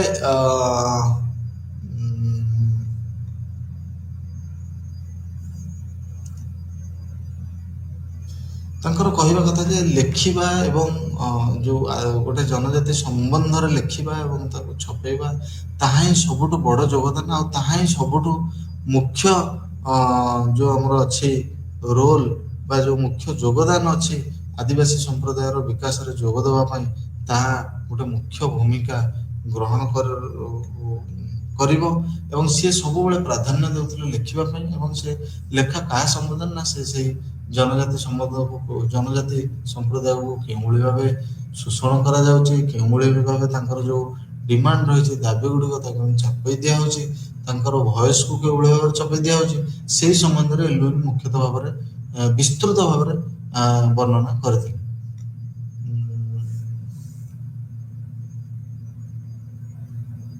ଆଉ ଯଦି ଦେଖାଯାଏ ତାଙ୍କୁ ମୁଖ୍ୟତଃ ଭାବେ ଯଦି ସମାଲୋଚନା କରାଯାଇଥିଲା ତାଙ୍କୁ ମୁଖ୍ୟତଃ ଭାବେ ସମାଲୋଚନା କରିଥିଲେ ଜେଏସ୍ ଘରେ ଏବଂ ତାଙ୍କୁ ଖାଲି ସମାଲୋଚନା କରିନଥିଲେ, ତେଣୁ ତାଙ୍କୁ ସମାଲୋଚନା କରିବା ସହିତ ତାଙ୍କୁ ଗୋଟେ ଉପାଧି ମଧ୍ୟ ଦେଇଥିଲେ ଯାହାକୁ ଆମେ କ୍ରିଟିସିଜିମ୍ ଆମେ କହିପାରିବା। ଏଲଓଏନ୍ଙ୍କର କ୍ରିଟିସିଜିମ୍ କ'ଣ ଉପାଧି ଥିଲା ନା ତାଙ୍କୁ ଗୋଟେ ଆଇସୋଲେସନିଷ୍ଟ କହୁଥିଲେ ବା ସିଏ କହୁଥିଲେ କେଉଁଭଳି ଭାବରେ ସେ ସବୁବେଳେ ଚାହୁଁଥିଲେ ଗୋଟେ ଯେଉଁ ଟ୍ରାଇବାଲ ଆଇଡେଣ୍ଟିଟି ବା ଯେଉଁ ଆମର ଆଦିବାସୀ ସମ୍ପ୍ରଦାୟର ପରିଚୟ କେଉଁଭଳି ଭାବେ ଗୋଟେ ଆଇସୋଲେଟ୍ ହେଇକି ରହୁ, ସେମାନେ କେଉଁଭଳି ଭାବେ ଅନ୍ୟ ସହିତ ମିଶନ୍ତୁ ନାହିଁ, ଏହି ସମ୍ବନ୍ଧରେ ଯେହେତୁ ସେ ଅଳ୍ପ ବହୁତ କହିଥିଲେ ତାଙ୍କର ଏହି ଯୁକ୍ତିକୁ ନେଇ ଅନେକ ଗୁଡ଼ିଏ ସମାଲୋଚନା ତାଙ୍କୁ କରିଥିବାର ଦେଖାଯାଏ। ଏବଂ ସେ ସବୁବେଳେ କିଭଳି ଭାବେ କହୁଥିଲେ ତାଙ୍କୁ କିଭଳି ଯେଉଁ ମେନ୍ ଷ୍ଟ୍ରିମ୍ ସୋସାଇଟି ଆମର ରହିଛି, ଷ୍ଟେଟ୍ ରହିଛି, କେଉଁଭଳି ଭାବେ ଶୋଷଣ କରୁଛି ସେମାନଙ୍କର ଯେଉଁ ପ୍ରାକୃତିକ ସମ୍ପଦ ରହିଛି, ଯେଉଁ ତାକୁ କେଉଁଭଳି ଭାବେ ଏକ୍ସଟ୍ରାକ୍ଟ କରାଯାଉଛି ସେଇ ବିଷୟରେ ମଧ୍ୟ ସେ କହିଥିଲେ। ତେଣୁ ଏହାକୁ ହିଁ ଦେଖି ଯାହାକୁ ଆମର କୁହାଯାଏ ଏହି ଯେଉଁ ଯୁକ୍ତିକୁ ଦେଖିଲା ପରେ ହିଁ ଏଲଓଏନ୍ଙ୍କର ଯେଉଁ ଯୋଗଦାନ ରହିଛି, ଯେଉଁ ଆତ୍ମୀୟତା ରହିଛି ପ୍ରକୃତରେ ଯେଉଁ ଆଦିବାସୀ ସମ୍ପ୍ରଦାୟ ବା ଯେଉଁ ଜନଜାତି ସମ୍ପ୍ରଦାୟ ସହିତ ତାହା ଜଣାପଡ଼େ। ଯଦିଓ ସେ ଜଣେ ସରକାରୀ କର୍ମଚାରୀ ଭାବେ ଗୋଟେ ପ୍ରୋଜେକ୍ଟ ଇଏରେ ତାଙ୍କୁ ପଠା ହେଇଥିଲା ଆମର ଯେଉଁ କୁହାଯାଏ ଉତ୍ତର ପୂର୍ବ ଯେଉଁ ଅଞ୍ଚଳ ଗୁଡ଼ିକ ରହିଛି, କିନ୍ତୁ ସେ ସେଠାରେ କେବେ ହେଲେ ସେମାନଙ୍କର ଯେଉଁ ସ୍ୱାର୍ଥ ରହିଛି ଆଦିବାସୀ ସମ୍ପ୍ରଦାୟ ଜନଜାତି ସମ୍ପ୍ରଦାୟର ସ୍ୱାର୍ଥ ରହିଛି ସେ ସ୍ୱାର୍ଥକୁ କେବେ ହେଲେ ସେ ଜଳାଞ୍ଜଳି ଦେଇନଥିଲେ ଏବଂ ସେ ସବୁବେଳେ ପାଇଁ ଚେଷ୍ଟା କରୁଥିଲେ କିଭଳି ଭାବେ ସେମାନଙ୍କୁ ଯେଉଁ ଆମର ମେନଷ୍ଟ୍ରିମ୍ ସୋସାଇଟି ରହିଛି, ଆଉଟର ଯେଉଁ ୱାର୍ଲଡ ରହିଛି ବା ଯେଉଁ ବାହାର ସହରୀ ସଭ୍ୟତା ସମାଜଠୁ ଦୂରେଇ ରଖିବା ପାଇଁ। କାରଣ ସେ ଜାଣିଥିଲେ ଯେ ତାର ଯଦି ସମ୍ପର୍କ ନିବିଡ଼ ହେଇଯିବ ତାହେଲେ ଏମାନେ ଧୀରେ ଧୀରେ ତାଙ୍କର ଯେଉଁ ଟ୍ରାଡିସନାଲ ଇଏ ରହିଛି ତାକୁ ହଜେଇ ଦେବେ ଏବଂ ଯେଉଁ ଷ୍ଟେଟ୍ ଆଉ ମେନଷ୍ଟ୍ରିମ୍ ସୋସାଇଟି ଆମର ଯେଉଁ ରହିଲା ବା ସମାଜ ରହିଲା ସେମାନେ କେଉଁଭଳି ଭାବେ ଯେଉଁ ପ୍ରାକୃତିକ ସମ୍ପଦ ରହିଛି ବା ଯେଉଁ ଖଣି ଖାଦାନ ରହିଛି ତାକୁ କେଉଁଭଳି ଭାବେ ଖୋଳି ନେଇଯିବେ ଏବଂ ଯେଉଁ ପ୍ରକୃତ ନେଟିଭ ଯେଉଁମାନେ ଆଞ୍ଚଳିକ ଜନଜାତି ରହିଲେ ସେମାନେ କେଉଁଭଳି ଭାବେ ଆର ଲାଭ ପାଇପାରିବେନି ଏବଂ ସେମାନେ କିଭଳି ଭାବେ ନିଜର ଯେଉଁ ଜୀବନ ଜୀବିକା ନିର୍ବାହ ପାଇଁ ଯେଉଁ ଛୋଟ ଛୋଟ ଜମି ଅଛି ବା ଯେଉଁ ବିଲ ବାଡ଼ି ଅଛି ସେଥିରୁ କିଭଳି ଭାବେ ବଞ୍ଚିତ ହେବେ। ଯଦି ଦେଖାଯାଏ 1954 ମସିହାରେ ଜବାହରଲାଲ ନେହେରୁ ରେକମେଣ୍ଡ କରିଥିଲେ ଭେରିୟର ଏଲୁଏନଙ୍କୁ ନର୍ଥ ଇଷ୍ଟ ରିଜନର ଆଡଭାଇଜର ହେଇକିରି, ଏବଂ ସେ ଯେଉଁ ଭାରତ ସରକାରଙ୍କର ଟ୍ରାଇବାଲ ଆଫେୟାର୍ସ ଡିପାର୍ଟମେଣ୍ଟ ଅଛି ତା ଦ୍ୱାରା ସେ ନିୟୋଜିତ ହେଇଥିଲେ ବା ତାଙ୍କୁ ପଠାଯାଇଥିଲା। ଏବଂ ଯଦି ଦେଖାଯାଏ ଏଲୁଏନ କେବେ ହେଲେ ରହିଯାଇନଥିଲେ, ସେ ସବୁବେଳେ ପାଇଁ ଲେଖୁଥିଲେ ଏବଂ ତାଙ୍କର ଯେଉଁ ଉତ୍ତର ପୂର୍ବ ଅଞ୍ଚଳ ଗୁଡ଼ିକ ଯିବା ପରେ ତାଙ୍କର ଯେଉଁ ମୁଖ୍ୟତଃ ପ୍ରକାଶିତ ପୁସ୍ତକ ଗୁଡ଼ିକ ଥିଲା, ତା ଭିତରୁ ଗୋଟେ ଥିଲା ଏ ଫିଲୋସଫି ଫର୍ ନେଫା ଏବଂ ଅନ୍ୟଟି ଥିଲା a new deal for tribal India. ଏ ଦୁଇଟି ପୁସ୍ତକ ଅତ୍ୟନ୍ତ ଲୋକପ୍ରିୟ ପୁସ୍ତକ। ଯଦି ଦେଖାଯାଏ ତାଙ୍କର ଯୋଗଦାନରେ ଯଦି ନେହେରୁଙ୍କର ଯେଉଁ ପଞ୍ଚଶୀଳ ରାଜିନାମା ସେ ଯେଉଁ ତିଆରି ହୋଇଥିଲା, ସେଠାରେ ଦେଖାଯାଏ ଯେ ନେହେରୁ କେଉଁଭଳି ଭାବେ ଏଲୁଏନକୁ ସମ୍ମାନ ଦେଉଥିଲେ ଏବଂ ତାଙ୍କର ଯେଉଁ କାର୍ଯ୍ୟ ରହିଛି ତାକୁ କେଉଁଭଳି ଭାବେ ପ୍ରାଧାନ୍ୟ ଦେଉଥିଲେ ତା ବିଷୟରେ ଜଣାପଡ଼େ। ଏବଂ ଦେଖାଯାଏ ସେ ଯେଉଁ ପଞ୍ଚଶୀଳ ରାଜିନାମା ଥିଲା ସେଥିରେ କେଉଁଭଳି ଭାବେ ଏଲୁଏନଙ୍କର ମଧ୍ୟ ସିଗ୍ନେଚର ରହିଛି, ତାକୁ ଦେଖିଲେ ଆମକୁ ଲାଗେ ଯେ ପ୍ରକୃତରେ ଏଲୁଏନଙ୍କର ଅବଦାନ ଯେଉଁ ଭାରତର ଆମର ଯେଉଁ ଜାତୀୟ ବା ନ୍ୟାସନାଲ ଡେଭଲପମେଣ୍ଟରେ ଏଲୁଏନଙ୍କର କେଉଁଭଳି ଭାବେ ଯୋଗଦାନ ରହିଥିଲା। ଏବଂ ଯଦି ଦେଖାଯାଏ ଏଲୁଏନଙ୍କ ସହିତ ଅନେକ ଗୁଡ଼ିଏ ଯେଉଁ ସମାଜ ବିଜ୍ଞାନୀ ଥିଲେ ସେମାନେ ତର୍କ ବିତର୍କ କରୁଥିଲେ ଏଇଥିପାଇଁ ଯେ ତାଙ୍କର ଯେଉଁ ଟ୍ରାଇବାଲ ଆଇଡେଣ୍ଟିଟି ବା ଯେଉଁ ଆଦିବାସୀ ପରିଚୟ ଏହି ସମ୍ବନ୍ଧରେ ତାଙ୍କର ଯେଉଁ ଯୁକ୍ତି ରହିଥିଲା ନ୍ୟାସନାଲ ଇଣ୍ଟିଗ୍ରେସନକୁ ନେଇ, ତାକୁ ନେଇ ବା ଆମର ଜାତୀୟ ଯେଉଁ ଏକତ୍ରୀକରଣ ତାକୁ ନେଇକି ଯେଉଁ ଯୁକ୍ତି ରହିଥିଲା ତାକୁ ସମାଲୋଚନା କରୁଥିଲେ। ଯଦି ଆମେ ଦେଖିବା ଯେ ଏଲୁଏନଙ୍କର ଯେଉଁ ଟ୍ରାଇବାଲ ଆଇଡେଣ୍ଟିଟି ଉପରେ ରହିଛି ସନ୍ଦର୍ଭ, ତାହା ଖାଲି ସେତିକିରେ ନଥିଲା, ସେ କେଉଁଭଳି ଭାବେ ଯେଉଁ ଆମର ମୁଭମେଣ୍ଟ ହେଇଛି ବା ଯେଉଁ ଆନ୍ଦୋଳନ ହେଇଛି ସେ ଆନ୍ଦୋଳନ କିଭଳି ଭାବେ ତାଙ୍କର ଯେଉଁ ଆଇଡେଣ୍ଟିଟି ବା ତାଙ୍କ ପରିଚୟ ବଞ୍ଚିବା ପାଇଁ କିଭଳି ଭାବେ ସେମାନେ ଆନ୍ଦୋଳନ କରିଛନ୍ତି ସେ ମଧ୍ୟରେ ସେ ସମ୍ବନ୍ଧରେ ମଧ୍ୟ ସେ ବିସ୍ତୃତ ଭାବେ ଆଲୋଚନା କରିଥିଲେ। ଏବଂ ଯଦି ଦେଖାଯାଏ ତାଙ୍କର ଯେଉଁ ରହିଛି ମୁଖ୍ୟ ଯୁକ୍ତି ଗୁଡ଼ିକ ରହିଛି, ସେ କେଉଁଭଳି ଭାବେ ତାକୁ ଚାରି ଭାଗରେ କରି ଯେଉଁ ବିଭକ୍ତ କରିଥିଲେ। ତାର ପ୍ରଥମେ ଥିଲା ଯେଉଁ ପଲିଟିକାଲ ଅଟୋନୋମି ବା ଯେଉଁ ରାଜନୈତିକ ସ୍ୱାଧୀନତା ସ୍ୱତନ୍ତ୍ରତା ରହିଛି ତା ସମ୍ବନ୍ଧରେ ସେ କହିଥିଲେ କିଭଳି ଭାବେ ତାକୁ ନେଇ ମୁଭମେଣ୍ଟ ହେଉଛି ବା ଆନ୍ଦୋଳନ ହେଉଛି। ଆଉ ଗୋଟେ ଥିଲା ଆଗ୍ରାରିଆନ୍ ଆଣ୍ଡ ଫରେଷ୍ଟ ବେସ୍ ମୁଭମେଣ୍ଟସ କେଉଁଭଳି ଭାବେ ଜନଜାତି ସମ୍ପ୍ରଦାୟରେ ଦେଖାହେଇଛି, ଯେମିତି ଆମେ କେତେ ଗୁଡ଼ିଏ ମୁଭମେଣ୍ଟ କହିପାରିବା, ସାନ୍ତାଲ ମୁଭମେଣ୍ଟ ଉଦାହରଣ ସ୍ୱରୂପ। ଆଉ କେତେ ଗୁଡ଼ିଏ ଯେଉଁ ଆସ୍ପେକ୍ଟ ରହିଛି ଯଥା କି ସାଂସ୍କ୍ରିଟାଇଜେସନ ପ୍ରୋସେସ୍, ସେଇଟା ବି ମଧ୍ୟ ଆମେ ଜାଣିଛେ କେଉଁଭଳି ଭାବେ ଗୋଟେ ତଳ ଲେଡରରେ ଥିବା ବା ସୋପାନରେ ଥିବା ଗୋଟେ ଜାତି ବା ଗୋଟେ ବର୍ଗ ସବୁବେଳେ କେବଳ ଉପର ଯେଉଁ ଜାତି ବା ଯେଉଁ ବର୍ଗ ରହିଛି ତା ଇଏକୁ କିଭଳି ଭାବେ ଏମୁଲେଟ୍ କରିଥାଏ। ଆଉ ଗୋଟେ କଲଚରାଲ ମୁଭମେଣ୍ଟସ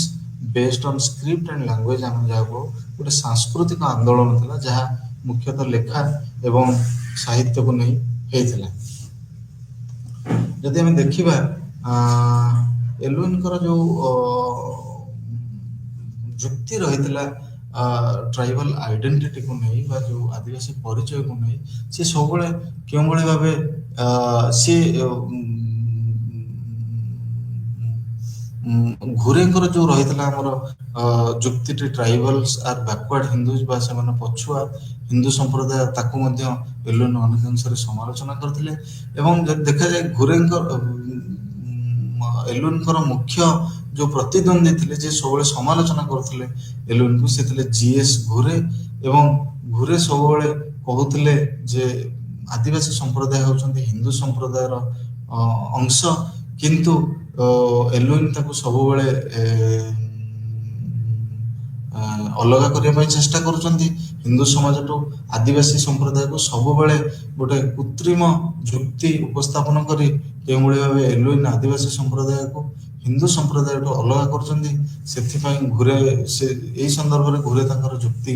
ବାଢିଥିଲେ ଏବଂ ସେ କହିଥିଲେ କେଉଁଭଳି ସେ ମଧ୍ୟ ସମାଲୋଚନା କରିଥିଲେ କେଉଁଭଳି ଭାବେ ଏଲୁଇନ୍ ସବୁବେଳେ ପାଇଁ ଗୋଟେ ଆଦିବାସୀ ସମ୍ପ୍ରଦାୟକୁ ଗୋଟେ ଆଇସୋଲେଟ କରି ବା ବିଚ୍ଛିନ୍ନ କରି ରଖିବା ପାଇଁ ଚେଷ୍ଟା କରୁଥିଲେ ଏବଂ ସେ ଚାହୁଁନଥିଲେ କିଭଳି ଭାବେ ଯୋଉ ଆମର ମେନ୍ ଷ୍ଟ୍ରିମ୍ ସୋସାଇଟି ରହିଛି ସେ ଆଦିବାସୀ ସମ୍ପ୍ରଦାୟ ସହିତ ମିଶୁ, ସେମାନଙ୍କ ସହିତ ସମ୍ପର୍କ ଗଢି ଉଠୁ, ସେମାନେ ସଂଯୋଗ ହୁଅନ୍ତୁ ବା ସେମାନଙ୍କର ଯୋଉ ଗମନାଗମନ ଯାହା ଟ୍ରାନ୍ସପୋର୍ଟ କମ୍ୟୁନିକେସନ ଯୋଉ ସୁବିଧା ଅଛି ତାହା ସେଠି ପହଞ୍ଚୁ, ଏ ସମ୍ବନ୍ଧରେ ସେ ଘୁରେ ମୁଖ୍ୟତଃ ଭାବରେ